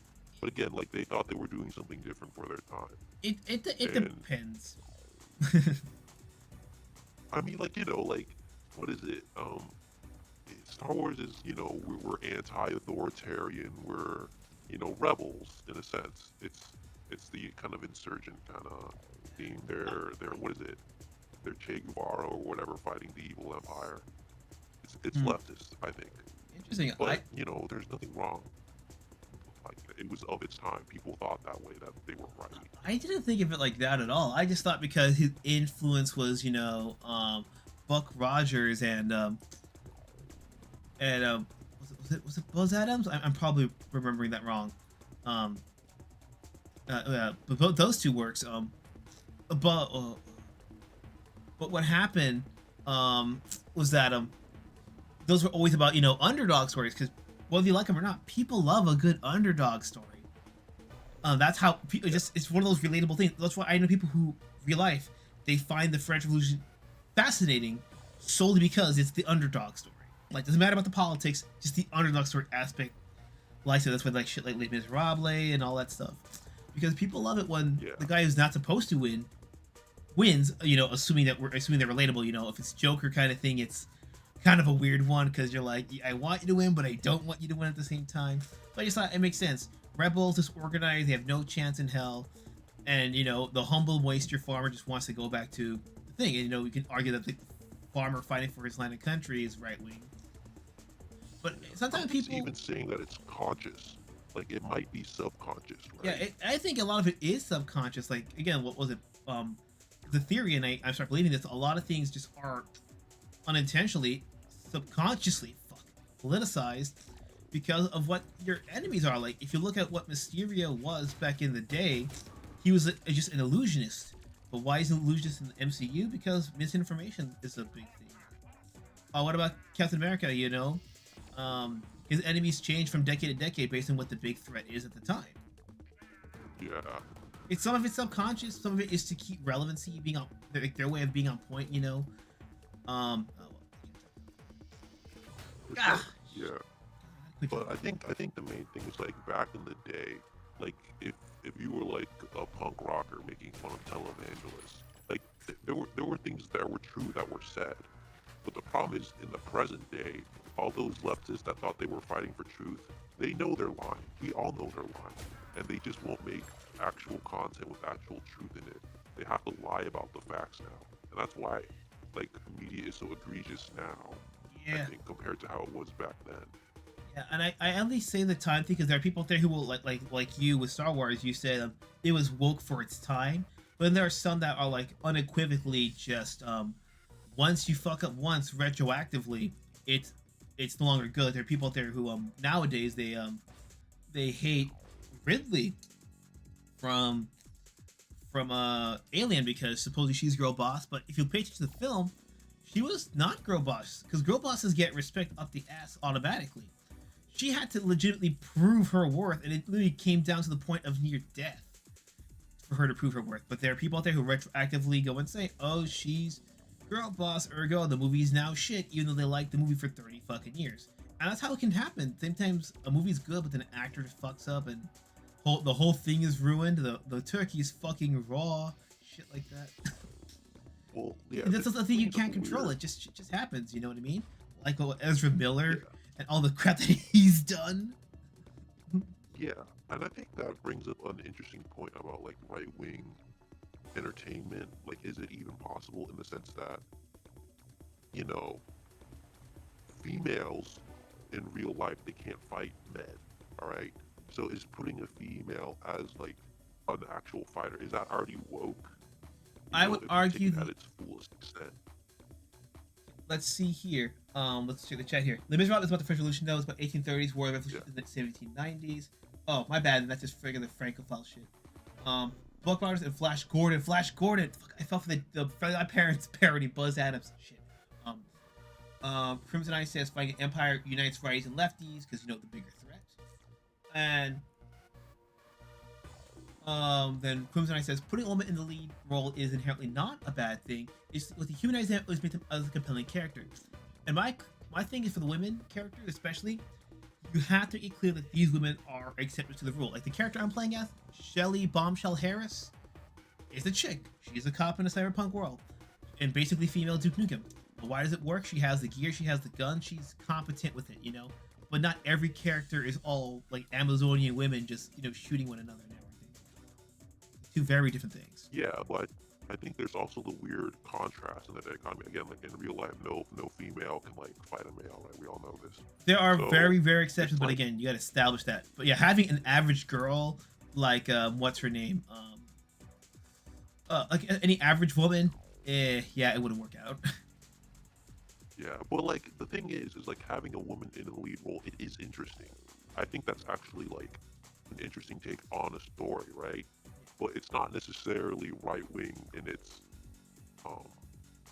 in just it being there, because you're setting up like that women can fight. It's like really like, so like for right wing entertainment to be interesting, like can it be interesting? The answer. I feel like there's an argument for like maybe right wing people should just like not fight a culture war at all and just like destroy art, because having order in society is more important than fun. I don't know. Okay. Weird. Let me see. It says here. Let's check here. Yoshima knows someone, a surfer who hates aliens due to an actual forced assault in the 90s. Yes, that is true. The guy who he hates female protagonists because of his trauma. But that's a real thing, and that's an exception rather than the rule. Crimson Eye says there are Mary Sues, everymen, and paragons. That is true. Like if you're doing Greek mythology, it makes sense that Athena and Artemis would be fighters because they're goddesses. Goddesses can trump any human, you know what I mean? But even in that dynamic, you still have gods like Zeus and Poseidon and Hades, or Hades, however you want to pronounce it, that are stronger than those three, you know what I mean? But if you put Athena against a dude, she's most likely going to win because she's a goddess. It's clear that the power is not because she's a woman, it's because, she's a spiritual being above one another. And, Greeks shits all over the goddamn place, so don't expect any consistency other than Zeus is horny. Also, okay, this is interesting. Rey is a Mary Sue. I'm going to have a different opinion on this. I think every main character in every story is a Mary Sue. And they just get things placed in front of them to, like, get things done. There's a difference, a very subtle and very important difference. Like, have you actually read the original Mary Sue story? No, I haven't. It was a Star Trek fan fiction, believe it or not, and it was about a girl who went to the academy, and she basically was Captain Kirk, but if Kirk didn't have to struggle to learn the stuff that he did. But to be fair, there were also limits on her character, and there were times other characters would actually have to help her get out. She would think of a plan, like, I got this idea, but I can't physically execute it, and they would help her out, but she could think of it in a pinch. But then literally Rey from, the Disney trilogy is more of a Mary Sue than the original Mary Sue. Because she legit, how could she swim if she's on a desert planet her entire life? Why are her teeth that perfectly straight? You know what I mean? Little things like that are never explained. Hell, Harry Potter in the first film's a Gary Sue, because in the film version at least, he legit does nothing in the entire film. Hermione does all the magic, Ron does all the actual bravery shit, and he gets bailed at every time. But it's a fun film because the point of the first film is literally to sell you the world, whereas other films are meant to sell you in on the actual, adventures of Harry Potter. Harry Potter, like, yeah, you actually gotta grow now. Yeah, I mean, like, because that's what the big thing about Gary Stu is, and Mary Stu. It's not wish fulfillment. Like, all characters arguably are some degree of wish fulfillment. That is true. But I mean, like, not all of them automatically will have the skills. Like, some of them, like in that show Firefly, was that one the protagonist character. He's so selfish. He self-sabotages himself so many times. It would be a lot easier if he didn't do that. He does. Like, I think it depends, right? Like, if Rey was just like a Mary Sue, but she was like naked throughout all of like episode 7, would that change things? Given she's British, your mileage may vary. But also depends. Like, if you, but at the same time, it's also like 80s action films. 80s action films, those are Gary Sue. They're like the original Gary's. They're like the original Mary Sue was like, oh, Dutch can do this because he's established that he's a armored commando. But at the same time, we're willing to believe an armored commando can fight in a forest because that's what armored commandos do. It sells us an illusion, but it's an illusion that's believable compared to you're nobody, you're not related to anybody, you live on a desert planet, but yet you with no technology skills, but you can fix a shit you've never seen before, you can swim when you've never been by water, your teeth are fine for a homeless person, and most of all, you know everything there is to know without ever leaving the planet. Like that, there's a difference between those two fantasies in terms of the degrees. I mean, Death Wish is unrealistic as fuck, but at least Death Wish makes some degree of sense in terms of the fantasy presented. I think people should just be a little bit more not so afraid of writing a Mary Sue, and I think that's also because, if you're writing a Mary Sue right now, it's all the things I want, and I think that's good because art is like a projection of your personal self. It's just that the fantasy of Rey isn't what most people want, right? They want the fantasy of Luke, of that Gary Sue. So well, think of it like this though. Let's pretend it wasn't Rey. Let's pretend it was somebody like Red Sonja, like in the world of Conan. Yeah. If I said that she's a female princess raised for combat, and she's trained since her childhood, you can have her slashing throats in the big bikini, in a very tiny bikini, big boob, tiny bikini. And we buy it. It still would be a Mary Sue power fantasy, but because you explained that this princess was raised and trained for combat, we were more willing to accept it than you're just here. That's the big thing. That's the very tiny bit big thing. What's that 1 or 2 line of dialogue that you're willing to give us and throw away? That's going to make the fantasy a lot more believable, It's very simple. I hate how subtle it is, but that's literally the make or break. I'm not saying it doesn't help. It does help for sure, like giving people struggles, because that is realistic, and I think people also want that fantasy. They don't want the fantasy of having the cheat mode all the time. They want the fantasy of the struggle. But yeah. I think like self-inserts are inherently bad. That's so true. Like people, and I think all art is self-inserting, because when you make things, right, it's coming out of you. It's what your opinions are, what your things are, and it's just that. In Star Wars Episode 7, the things that the self-inserts of Abrams suck, whereas if Lucas had his self-insert of, like, I don't know, Luke's kids or something, it would probably be cooler. It's not the self-insert, it's who's making it that's the problem. And we need to get leftists out of the fucking industry. That's what we need to shoot them in Modern Warfare 2. Kick. Let's see. Okay, it says here. Let's see that Hermione was not Hermione. Billy was a space trucker for the space call, for the stress call. They're talking about bonuses. Hermione is almost a Mary Sue, but gets knocked down way too many pegs for that to happen. Yeah, if you get knocked down a couple of pegs, you're not a Mary Sue. If you can have consequence legitimately happen to you, you're not a Mary Sue. John McClane is not a Gary Stu because he looks like shit and that hard. Yeah, that's not a Gary Stu. But I mean more stuff like Charles Bronson in Death, which kind of Gary Stu, like 2 and onwards. Like he just goes through people and bullet clips and magazines, like a person with diarrhea and toilet paper. It just goes right through them all. Remember a story, fictional character story needs a plot. It's not just 2 bullets by pistol to the very end. There's an degree of plot armor for the characters, but it's a matter of how it's told. Why you have to nuke the whole building on? Way shit. Yeah, I mean, yeah, and the other thing is like there's also plot armor for the villains, right? It's very interesting because nobody talks shit about villains when they have plot armor, do they? Yeah. You know, like people could just get away with like random shit. Especially if if calls them out, they're just mad at plot armor of the heroes. Yeah, the only example of it would be like the plot armor would have to be like if they're trying to make a point of being fun or some other kind of character.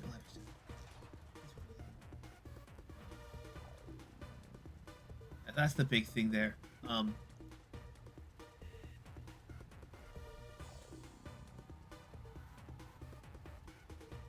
John Wayne played Gary Stu's the golden age of Hollywood, still in the teams. Dirty Harry was the Paragon. He killed the Paragon established at some point they were trained. Because Paragons are exemplars. You look at, they have limitations, but they still got things to run into. The whole problem is that a lot of people, especially the new writers, put themselves in there, and they cannot fathom themselves taking any feedback or negative backlash. So as a result, it winds up being absolutely terrible. They're just leftists. That's the problem. If they were just right wing, it'd be cool. That's it. Well, I wouldn't say right wing exactly because I hate to say it. Look at the problem with what's it called? The Space Jesus versus Superman. Like they Superman is Space Jesus. He doesn't.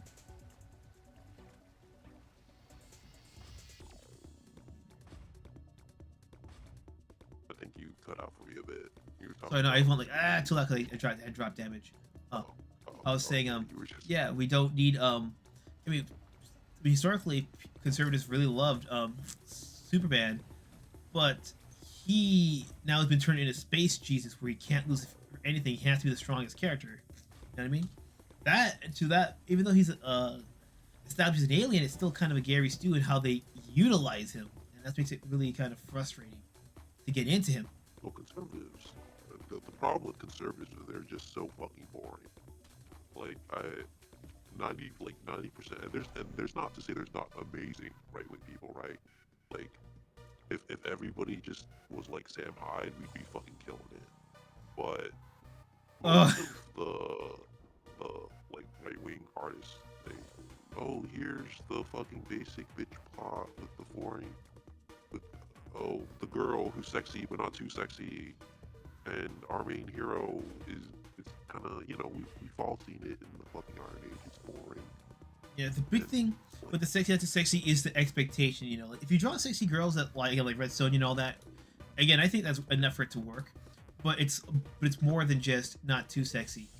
Conversely, make it too sexy, people are going to think, oh, it's basically porn, and then it's hard for you to get respect. Like, even with the Japanese, Dead or Alive, as fan servicey as the game is, in the community outside of fighting game fans like that are more casual compared to the hardcore ones, it doesn't get much respect because they only know it as the booby fighter ninja game.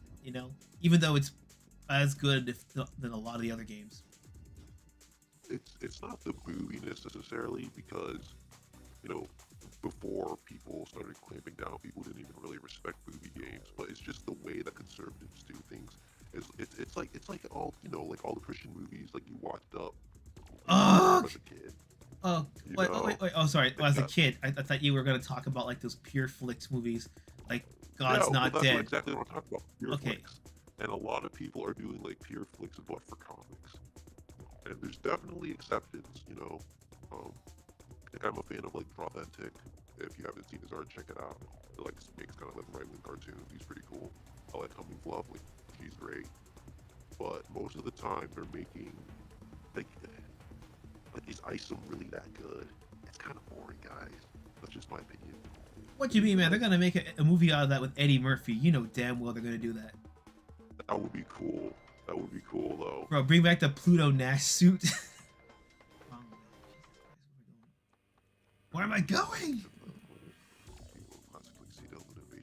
Duke him. I don't know anything about bullshit like that. No, you're fine. I'm just wondering where the fuck I'm going. I don't know how the fuck I beat this the first time. You're good. Alejandro was just talking about Doctor Who writers, like, in an ex-communist party, and I've never read Sea Devils or The Invasion of the Dinosaurs. But I'm sure it's cool. But yeah, like, leftists are like way too freaky. They need to tone that shit down. But they need to get freaky. They just need to like be cool with like how real life is. And I think this is the problem. Like, they want the ideal world to be perfect, their story, but like real life isn't perfect. Just write real life. When you just write real life, I'm sure your shit will be cool, right? But just they you know, because they want to be good people, and it's understandable you want to be a good person. But I don't think that's how it translates into art. Yeah, you need reality. And sadly, the only other flavor you get besides that is the whole "I'm gonna destroy your perfect world," and it's like, okay, now what? Yeah, that's kind of me though, but yeah.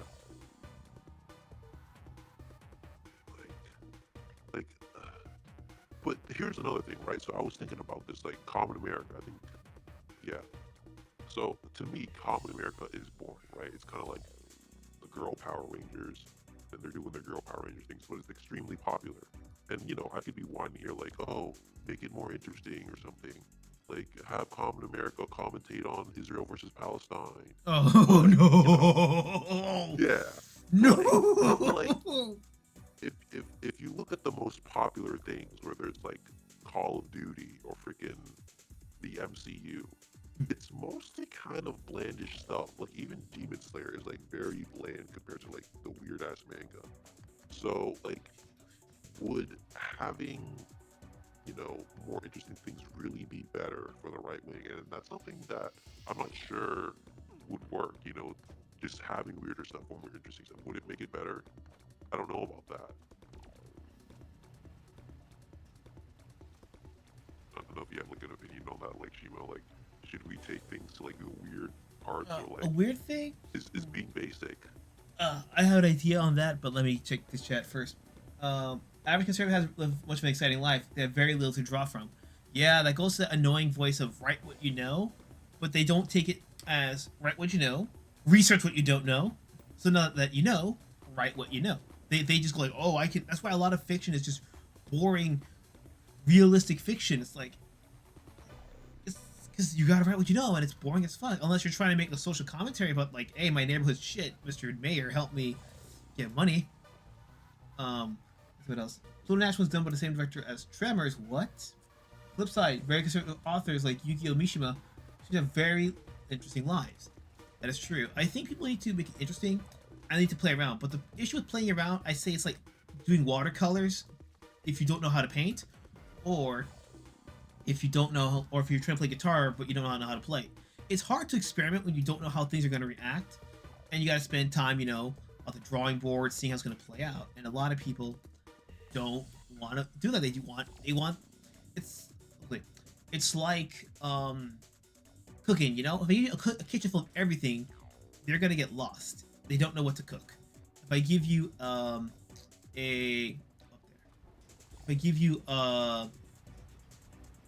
box with like pre-measured ingredients and everything, you have a much better idea, right? But even then, if I just give you instant macaroni and instant ramen, you just boil it, pack it, and eat it. If you don't know how to cook, which one are you gonna take? The instant ramen or the kitchen pantry full of everything you could ever need? Yeah, I think there's like space for both. Probably. I think that's the answer. But yeah, I don't know. It's just like I look at it like, can Common America compete with manga? And I don't think so. But like, how could you make it better? You know, like, because I don't think we want to like fuck up the characters at all. But like, I feel like it's not as interesting. But like, you know, would adding more interesting things make it better? It depends on what you think would make it better. I'm gonna give him a controversial figure. His name is Adi Shankar. Now, Adi Shankar is a double-edged sword. See, Adi Shankar is the guy who made Punisher Dirty Laundry, that short with actual Thomas Jane coming back for the Punisher. But he also made Judge Dredd 2012 and that Judge Dredd Death animated short. When he's passionate about something, he puts 100% in. He loves starting projects. He loves his bootleg universe, like Power Dot Rangers and all these dark satires that make the comics interesting. But he also understands it works well because it's a parody and not an official product, you know? That's why if you say his short Power Dot Rangers and compared to, you know, that 2014 live action Power Rangers that took itself too seriously, his is better because his ironically is so seriously played over the top that you can't help but laugh at how ridiculous it is, right? Is Adi Shankar the guy who made the Castlevania shit, or that? Yeah, the problem. He's also the guy who made who he helped start, the Castlevania shit. He didn't finish it. He did season 0 and then he bounced. So that's how he is. He lets it start. Oh, really? So the gay vampire was somebody else? Correct. The writer for season 3 and 4 is what fucked up everything. Yeah, he likes to do the first seasons of shows, and then he likes to dip because he likes starting up projects and giving the people who should know what the fuck they're doing. That's why season 1 and 2 were decent, but then season 3 and 4 went to utter shit. But he's also, sadly, the guy who helped get Apu get taken out of The Simpsons. But no, even though he's technically liberal, he's very much a wild card. Again, he pulled off, he led to the Apu getting removed, but he also pulled off Judge Dredd 2012, which is essentially an 80s action film. Really well done. You'd argue it's like a right-wing kind of thing, but it's just done with a 2012 budget, and it's amazing. I'm gonna disagree hard. I watched Dredd 2012. I found it extremely boring. All right, man. Again, but you like more unorthodox shit, you know? Yeah, but nothing about Dredd was unorthodox, I don't think. Oh, are you saying that because I like more orthodox, I would like Dredd? I didn't see that. Yeah, because the comics, to be fair, it's a bit more comedic, you know, like even in the game when you're fighting, like you're overweight, 10 years in the ISO cubes, you know, shit like that, you know. People play that stuff a lot more seriously. So if they had more of that, the funny, over the top aspects of the comic, you probably might have liked it more. But I'm just saying, for the conservatives, they want to you get wild cards like that. Yeah, I'm thinking about getting into the Dredd comics, but I have to think they're pretty good. They got a good blend of over the top and serious, depending on the issue. But also, I want to point out what Crimson Eye said about Yukio Mishima. Like, I was also seriously fucking gay. So like, maybe you need to be that. Maybe we need to do that. Maybe we like Mark, Shimo. We need a sub cock to be interesting like Yukio. That's what's stopping us from being great. Nah, bro. In this day and age, I don't take chances. STDs are not like Pokemon. You don't want to catch them all. We just need to live more interesting lives. I've heard good things about Yukio. He's probably cool. But yeah, you know, maybe we all just need to be more interesting. Maybe that'll save us. Animated Castlevania with a little 34 feet of the show will be the show's greatest hit. Yeah, that's also Overwatch's legacy, so that's cool. Overwatch, Overwatch, yes, Castlevania, technically Dead or Alive because, well, it was already sexy enough, but then they just did what the games would never do, you know, for ESRB reasons. You know what's so sad is that Overwatch, even with all the porn it has, it still can't beat TF2. Because That's because it's a game design thing. Like, I mean, I don't watch him anymore because I just got tired of his theories. But MatPat, when he did a debate of TF2 versus Overwatch, he pulled the diversity card and said, "Look at them. There's more people from other countries in this game." And I said, "Yeah, but you can. But with how Blizzard was patching the game, you could really only play these characters one specific way, you know? Before the patches, you could play them 2 or 3 different ways, so there was a bit of strategy. But instead they want to railroad you on how to play the character. So then every character gets predictable, it's easier to read, and it gets boring. When there's more creative freedom in your Smash Brothers, and how to play each character, than your shooter was supposed to have options on how to play, that's kind of a problem. From a design standpoint, kind of. Yeah, modern game designers. If you aren't like from Japan or from FromSoft, just fucking go. We all hate you. Hot take for me, I think FromSoft was overrated as shit. probably. That's just my opinion. I mean, sure. That comes from the fact that, you know, Dark Souls got big in a day and age when literally every FPS was gonna hold your hand like a baby. They came out and kicked you in the nuts, and people were like, oh, finally some challenge. And so now it's like Zelda, where the moment a FromSoft game comes out, before it's even out, it's Game of the Year. Maybe but the problem is the competition is so bad that it does deserve to be Game of the Year. Hey, bro, I'm fucking around with Pizza Tower right now. I'm streaming next week, but Pizza Tower, that shit is it's at least indie Game of the Year. Everything about that is what I wanted from a Wario Land clone. It goes a bit above and beyond. The soundtrack, there's not a single bad fucking song so far. Like, everything just has me going, holy shit. Yeah, Pizza Tower probably beats Elden Ring. I haven't played Pizza Tower, but okay. Right, the fact that I'd say Game of the Year personally for me for all the games I bought this year, and then this shit dropped in January. Oh really? So it's only gotten big now. Okay. No, it's gotten big before, but like, you know, it's gotten bigger as the months went on because, you know, memes, fan animations. Yeah, it's literally between Pizza Tower and the fucking Coffin of Lele, isn't it? That's like... Oh, bro, I would vote for the Coffin of Andrew Lele just at the Game Awards to go like, they voted for what now? Yeah. Well, they have Bear Sex and Baldur's Gate 3. So yeah, but the difference is that, you know, I don't find the bear attractive. Lele, a little bit. Andrew, I'm not into boys. Die. Yeah, that's true. That's true. But yeah. It's like this is, and I'm getting like psychology videos recommended to me. It's like, you can't fix her, and all the comments are like, I know, it makes her better. I'm like, no, man, you see what she's done.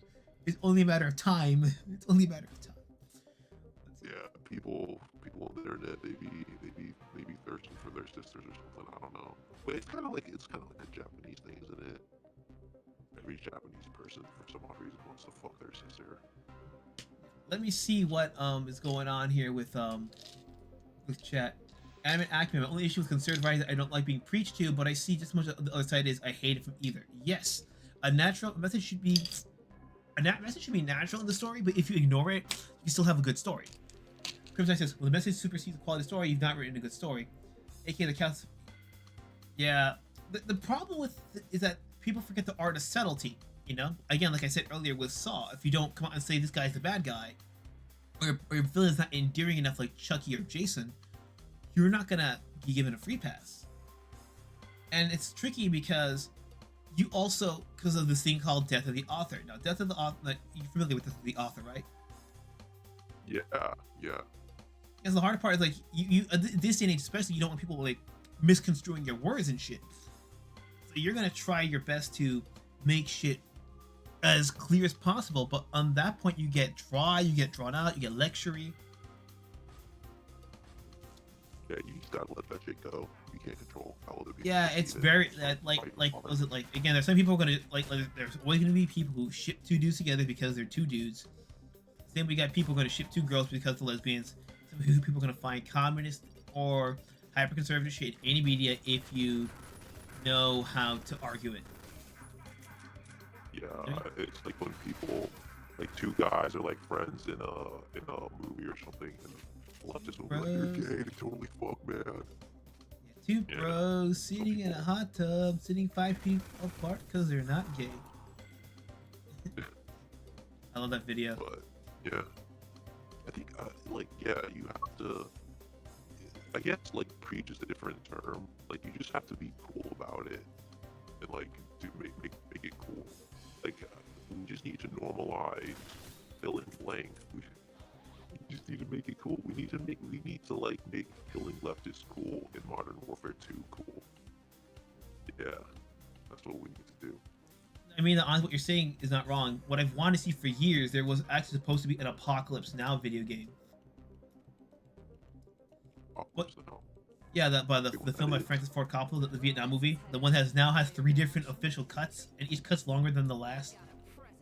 Oh, okay. Yeah, my opinion though, if you want some nice closure, get the original cut. But if you want to see like the full shit show, get what the fuck shut. Oh.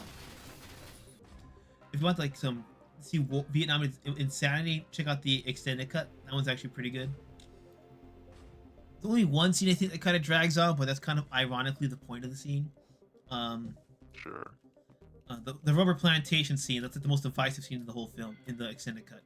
But anyways, they want to take a a psychological horror survival shooter out of it. Like turning a Vietnam War game into a psychological horror, like that's a brilliant fucking idea. Yeah, that sounds cool. Someone should make that game, but they'd probably like make the protagonist, what is it? Make her female and make her gay.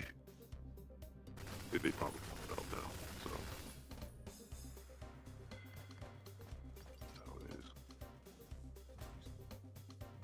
5 hours worth of print of Apocalypse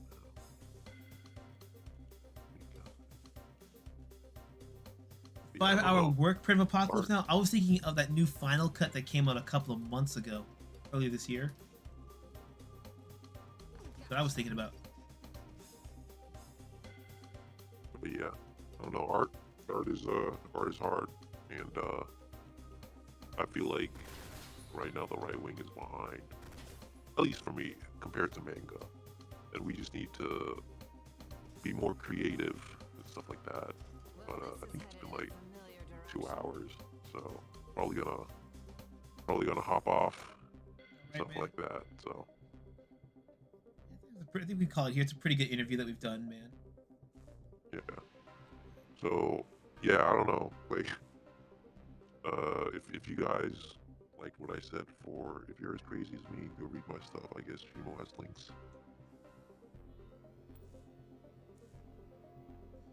Yeah, guys, if you like his stuff, you can check out his Substack. I've put it in the description, and I'll actually update the description with his Twitter link in there. Oh yeah, and also Check it. just for it is like 18 plus. I would say just be warned. It's really educated, and you know, if you don't like it, just don't watch it, and I'm just saying it crosses lines. We're trying to be as edgy as possible. It's a lot of fun, but yeah. Yeah, just But yeah, take Shimo, you're awesome, man. too, What? bro. Glad you could come on, man. And yeah, the recent print was 2019. Yeah. So guys, if you like what you saw, check out the Substack, subscribe. Who knows? I might come back with Cringe another time. You know. Yeah. Hopefully you guys had fun. But yeah, like, this is pretty sweet. The stream's awesome. Watch his stuff. He's cool. Yeah. All right, man. Yeah. Hopefully, are you gonna still stream or? I'm gonna shoot fucking another 30 minutes. All right. Well, have fun, and thanks again for having me on. You're sick, man. I'll see you another day. Anytime, man. On the other side.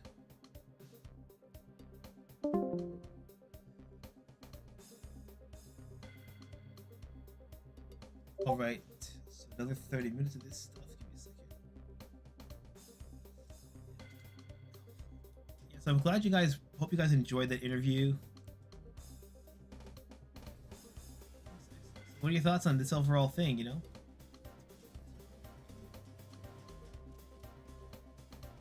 Yeah, I do agree with him on these creators. One thing I wanted to tell him, but he was tired, was that the big thing for creators also is the idea to have any kind of moral or belief in these stories. Not saying that you can't do it with them, but again, you have stories like the old school Japanese stories and old school Arabian stories, like the 1001 Nights. Those are stories where written and created with the intent of being entertainment first and foremost, morals aside. We have characters, ironically, Sinbad the Sailor is not in Aladdin, or not in the original ones, but they are still close enough to where I can say they fit in thematically. But even those ones, despite being French-made editions, are still enough to where Jafar doesn't do good shit. Aladdin does make mistakes. Sometimes he gets a little bit jealous and all that stuff. But it's entertainment first, morals second. And we kind of lost that with entertainment. That's why Star Trek worked back then, because it was just about cool, futuristic, hopeful space fantasy. But now it's like, fiction and reality have to mirror one another. I think that's why Japan also wins, because fiction, and because of that old school tradition of you don't need to have those kind of morals in your show. You could do whatever you need to do. That's why characters can be, in the West we had gothic horror. Yeah, I mean, Andrew and Lele follows like gothic horror like Frankenstein does, where you have neutral characters, you have evil characters, but you don't have any good characters, you know? A result, the dynamics are interesting because it's more so about, can neutrality stay neutral for how long? Are you going insane?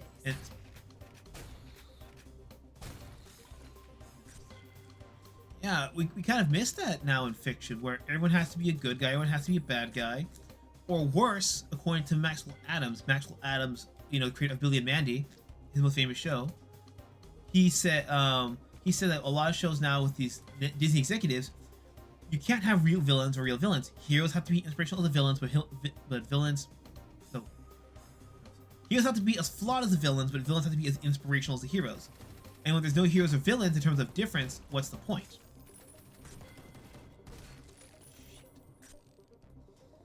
Yeah, that's the big thing. That's the big problem to take away from all this, I'd argue. I'm speaking about certain violence, as long as they aren't passing off as the morally correct thing, I can do whatever's going off on screen. Yeah, bro, there's a reason why films like Cannibal Holocaust and I Spit on Your Grave are controversial. Shit. Yeah, it's about having the right amount of grit and all that shit. Around.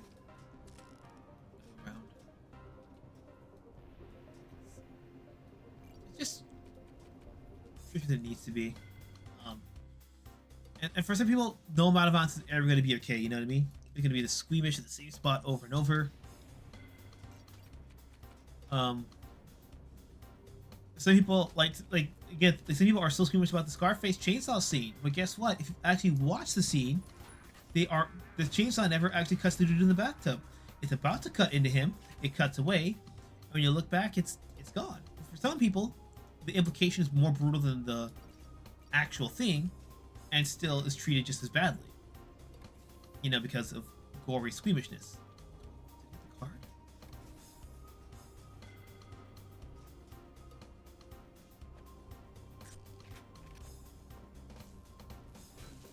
All right, let's get in there. Yeah, and everyone's got limits, but I know it's more so with sound, that horror, the sound design is a big thing.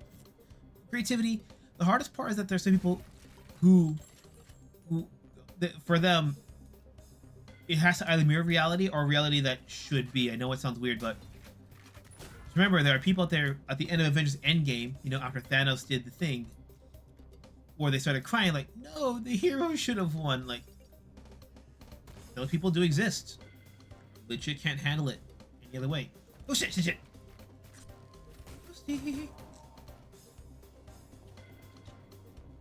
Trailers do a good Psycho shower scene. Oh fuck, I didn't talk about him about that either. But the Psycho shower scene, for example, is a great scene of properly subverting expectations with the payoff.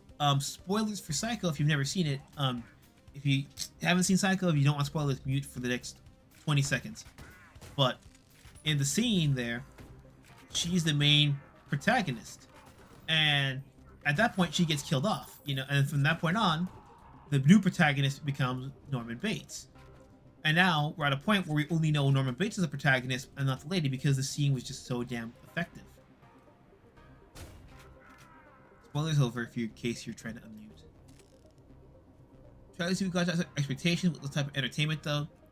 Any good trailer should. Yeah, a good trailer should give you a little taste and know what you want. But so many trailers nowadays are a tad misleading because they're trying to literally get anybody and everybody they can to watch the movie.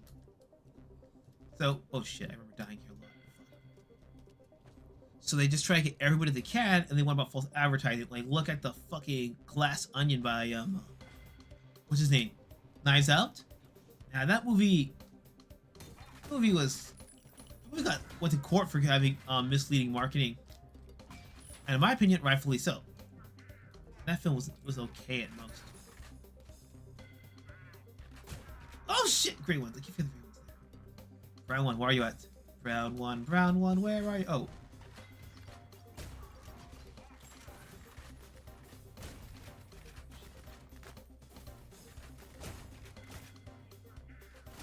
Oh shit, up there too.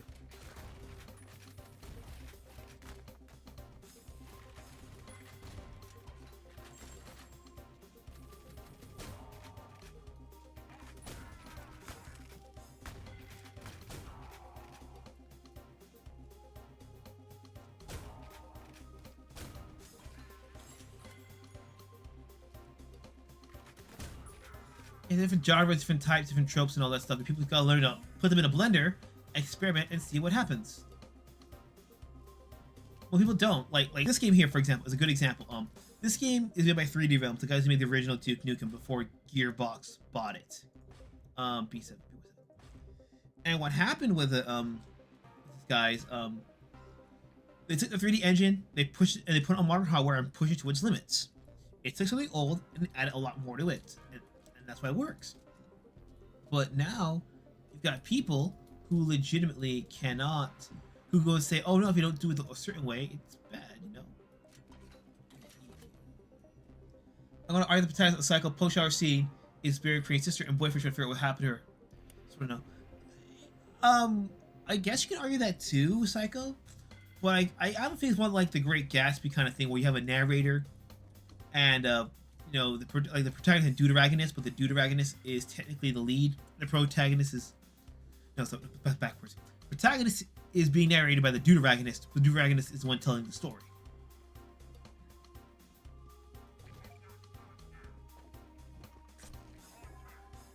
Oh shit. Who the fuck?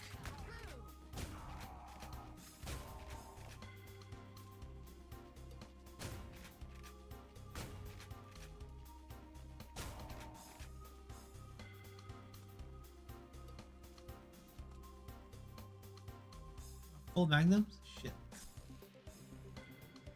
Already for that shit is be centered on full screen view. If it's a girl movie anyways, you did mention sometimes less is more. It depends on the context, you know? Like sometimes, like there's a film, it's called like Love and Deception, Love and Deceit. Or it's a Chinese or Taiwanese movie, I forget. Which one of those films has an R-rated and anti-17 cut because there is explicit sex in it. But literally the dialogue during the sex is a pivotal part of the story because it's about a Chinese and Japanese spy during the Second World War trying, you know, to out-sabotage each other like a game of Spy vs. Spy from Mad Magazine. And that's kind of the problem. But sometimes it's weird. In literary fiction, sex, everything, a lot of things are about sex. Like vampires are about sex, other things are about sex, but power is what sex is really about. That's why sometimes, you know, and when a hero gets seduced by, you know, a villain or a villainess, what the fuck? Ah, I gotta go back here. Shit. By villain or villainess, they are seduced by them. You know, they're seduced by the idea, so want to have a literal seduction. You know?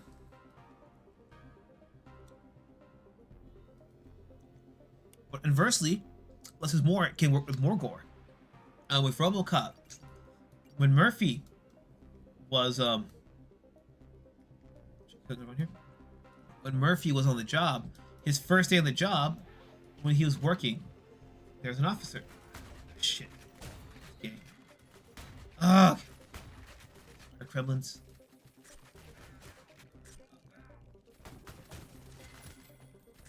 And you didn't know anything about Murphy. You don't really know much about Murphy until like the middle of the movie when he's going back to his old house.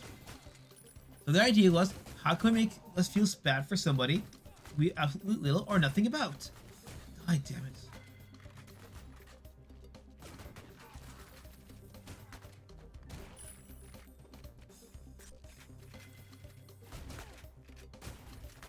Oh, fuck off. So, by having no knowledge of Murphy, started going crazy with the gore, blood, and everything, you feel bad for him. And you know, it was a little bit gorier in the home release versus the theatrical cut, which both are R-rated anyways. Let me save here anyways. Because they use less exposition, put more gore to save him, you know. It works.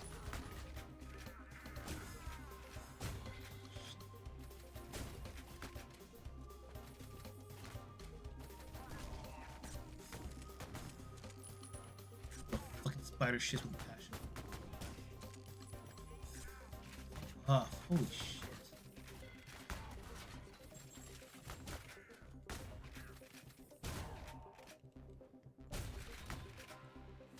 Finally, holy shit. I have the medkits too.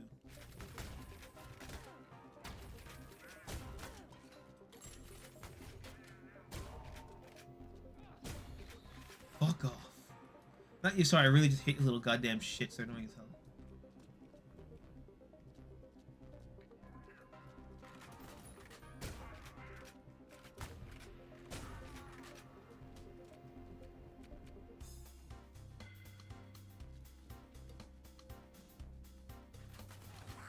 Oh my! I could have just left. Robocop, you know he's playing OCP in order to be killed to become a doctor. Yeah, dark implications there. I mean, the trailer does give you a heads up, so you also know what's going on, what's gonna go on.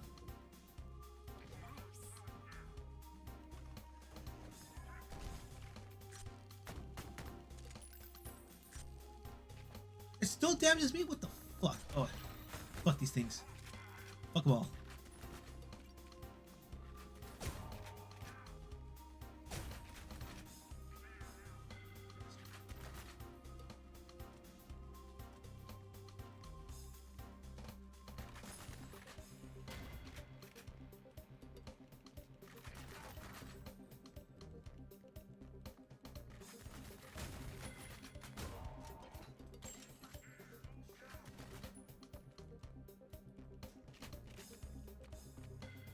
Yeah, in that case, that less is more really is there, and it's very powerful. Especially when you see how bad he got treated and what he got left behind later in the film, you just can't but feel bad for him. And when you feel bad for him, you want to root for him. You want to root for him to win, and that's just RoboCop 1. They kind of bring out more family stuff in the second film.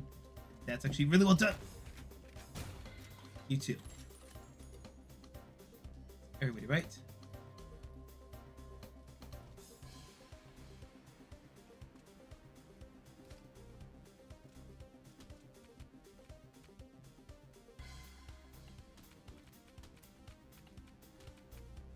Everybody, let me save this game a little bit.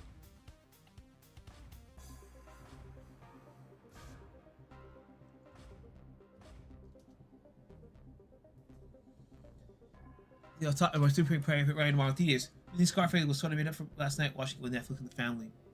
Yeah. Private Ryan's pretty good. I know that's the film that really made a lot more gory R-rated films come into the fray, because they were accepted as being about the message. Like, if the message is a good message, we can excuse the violence in an R-rated movie, compared to if you're just gore for gore's sake, you know. And I could argue that that film also played a factor in terms of people needing moralism. Like, oh, we can't get a gore movie out. We need to have a moral be there for the R rating. But at the same time, you never know. We just get desensitized with shit all the time. Alright, you bastards. See if I can pull 90. Ah, shit, you're right there too.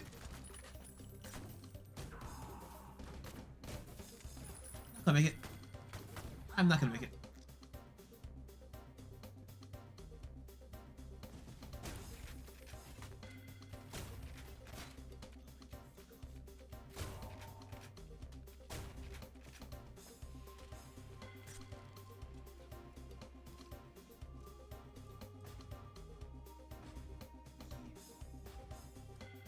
I'm just trying to think about the other things about movies that have changed over time. Like old movies can get re-rated if it was in theaters, which makes older works get PG-13. Like Grease was PG, now it's PG-13. Oh, it's kamikaze. What the hell?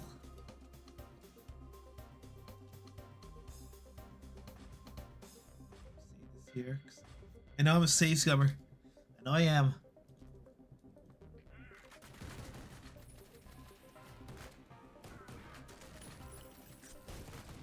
Oh fuck, where's the other one coming from? Yeah, it is war. Yeah, it's true, but it's just kind of funny.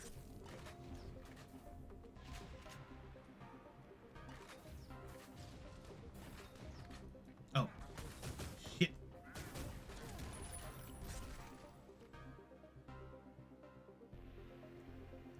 It was the first World War II film. To get too close to home, oh, that's sad and an impressive achievement, you know.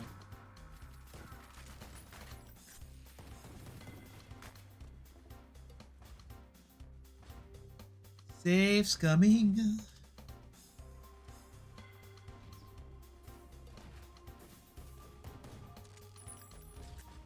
Safe. Just go on, everybody. Show your face.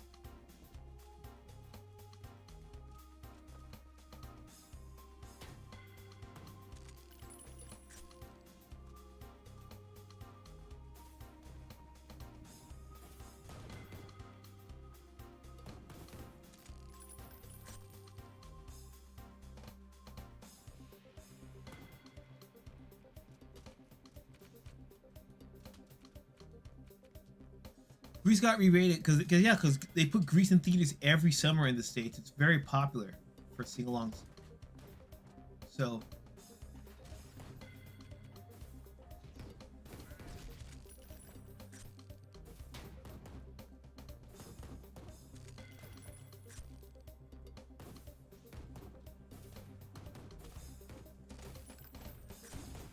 damn, I dodged into that shit. Fuck.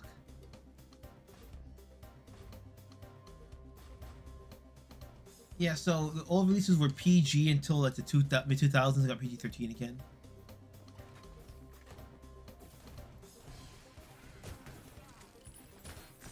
Not a bad musical, just overplayed in my opinion. Surprised Grease 2 was that bad.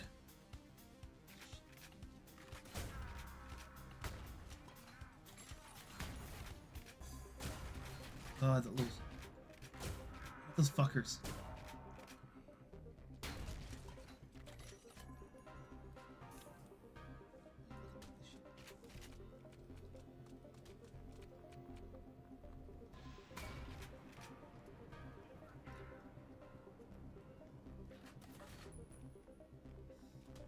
Yellow, yellow, yellow. Yellow box set. Oh shit.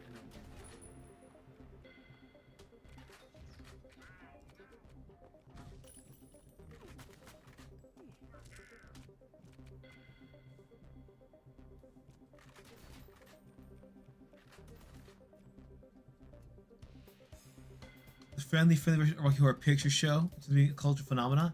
Yeah, but I heard the movie was also watered down from how like unapologetically 50s the original one was.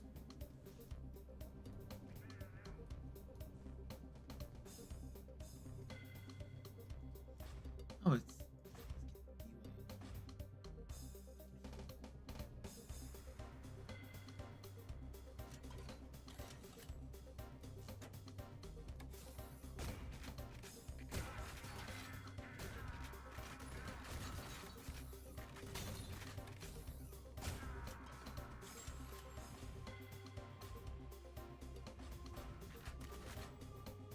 Disney. Well, you think of a musical like Disney.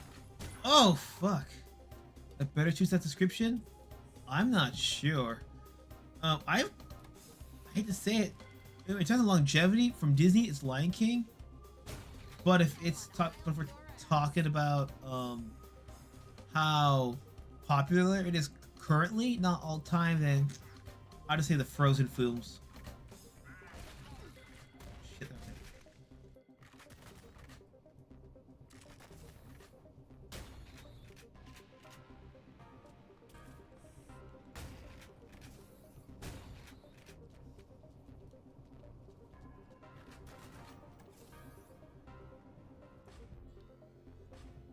This is the tricky thing about it, you know.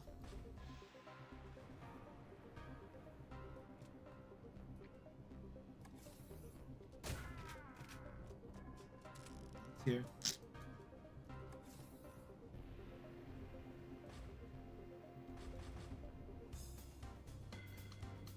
I don't think Grease has been edited and re-released. I think it was just, you know, they wanted to put the words on the bottom of the screen for sing-along purposes.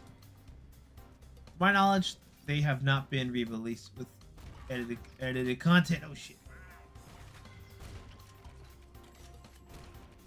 Okay, down there.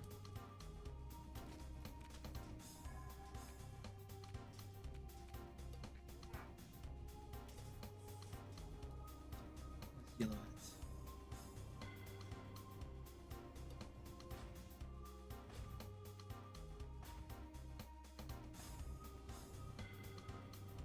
Oz is the goat for the musicals. I keep forgetting about Wizard of Oz because it's been so long.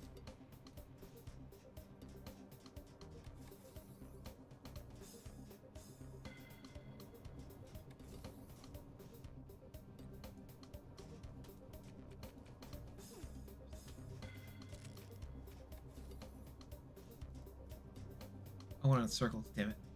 The yellow boxes here so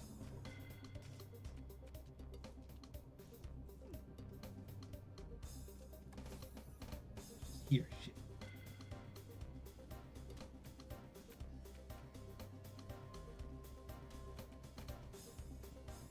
Yeah. The thing about creative, also with those things, they were all creative stuff, but they were also all based on older IPs, you know? Oh. Sucker, god damn it.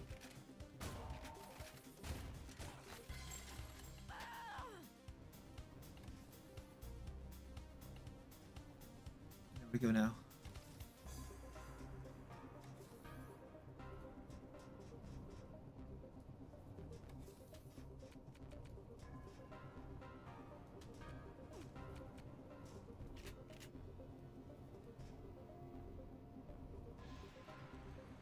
Yeah, they're all based on older books and stuff like that. It's kind of crazy how all these... What the fuck? All this... Oh my god.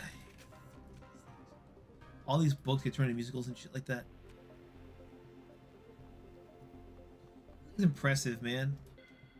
So because of creativity, at the end of the day, you have to do something that you want to make. You gotta double down, triple down, whatever you need to do to hold it down.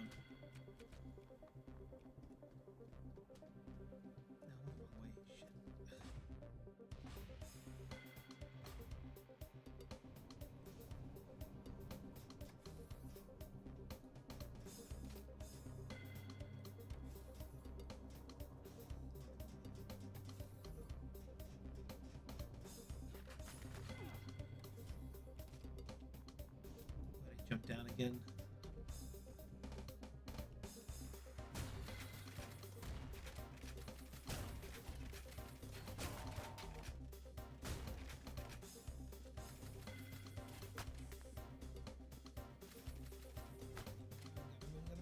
Get in there and...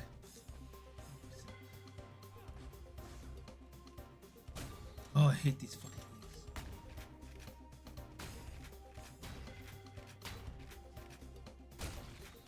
That's survival horror shit right there.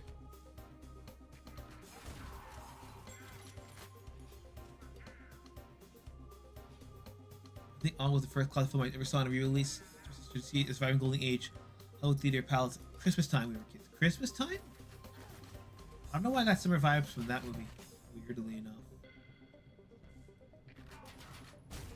Say my name.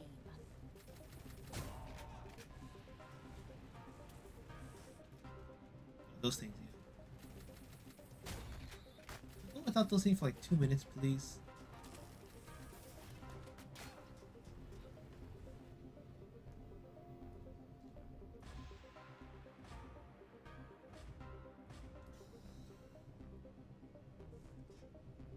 Honestly, what do you think is for you guys? What do you think is like a really overrated classic? To be honest.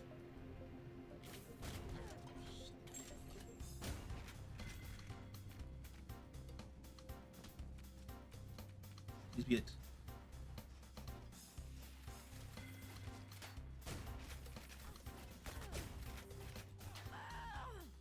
Oh, so close too. Fuck.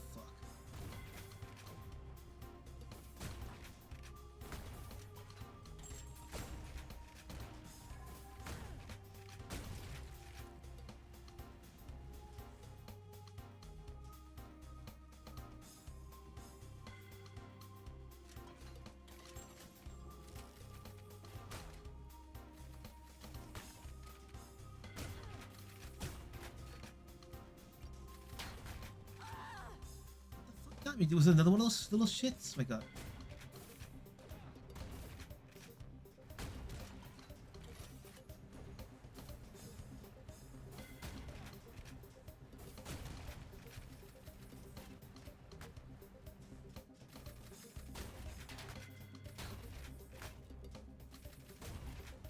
It's one of those little shits on there. Oh my god. Okay, so the problem is here's four things I deal with. Give me 1 sec. Overrated movies. Let's see. Some people put Donnie Darko on that list. Let's see.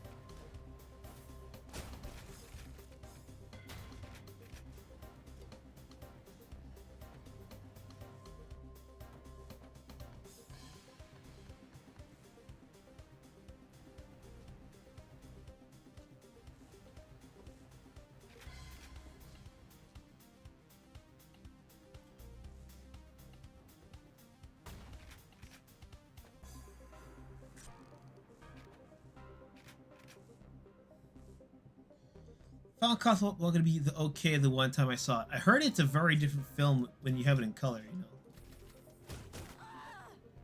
I'm stuck here. Shit. It's always this fucking room.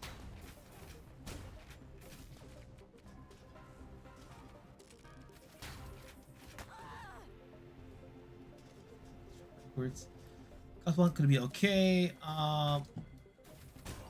For me, Nightmare Before Christmas, that's the big one.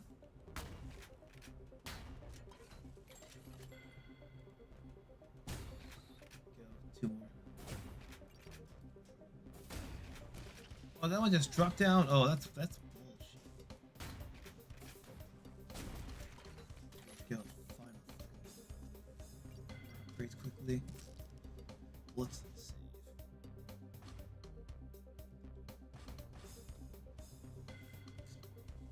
The feature with Oz and original Miracle on 34th. Yeah, I actually like the original Miracle on 34th. It's really, it's very heartwarming.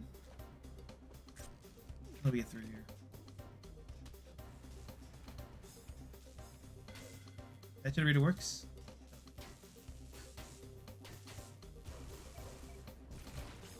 Ready. Oh my god, the quarterback is toast.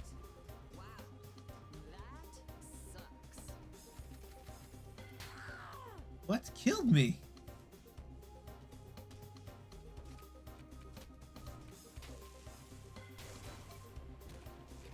What made Casablanca okay? Is it just like the pacing of it? Was it not as grandiose as you thought it would be? That sucks.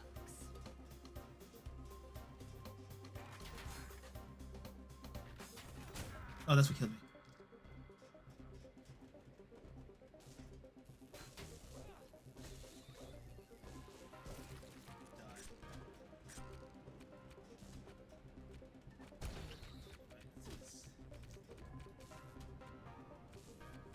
Maybe the but after you watch it, sort of doze off after seeing Kurosawa Samurai.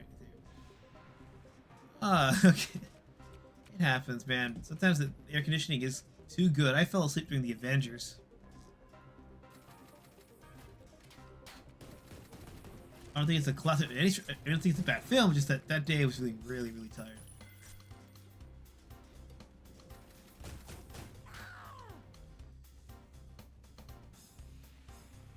Why is Casablanca seen one of the greatest love stories? Probably came out right place, right time, and changed the game. But the game to us has been changed. Change game has been the default for us. Where's that ending line? Actually, I'll probably just call it here.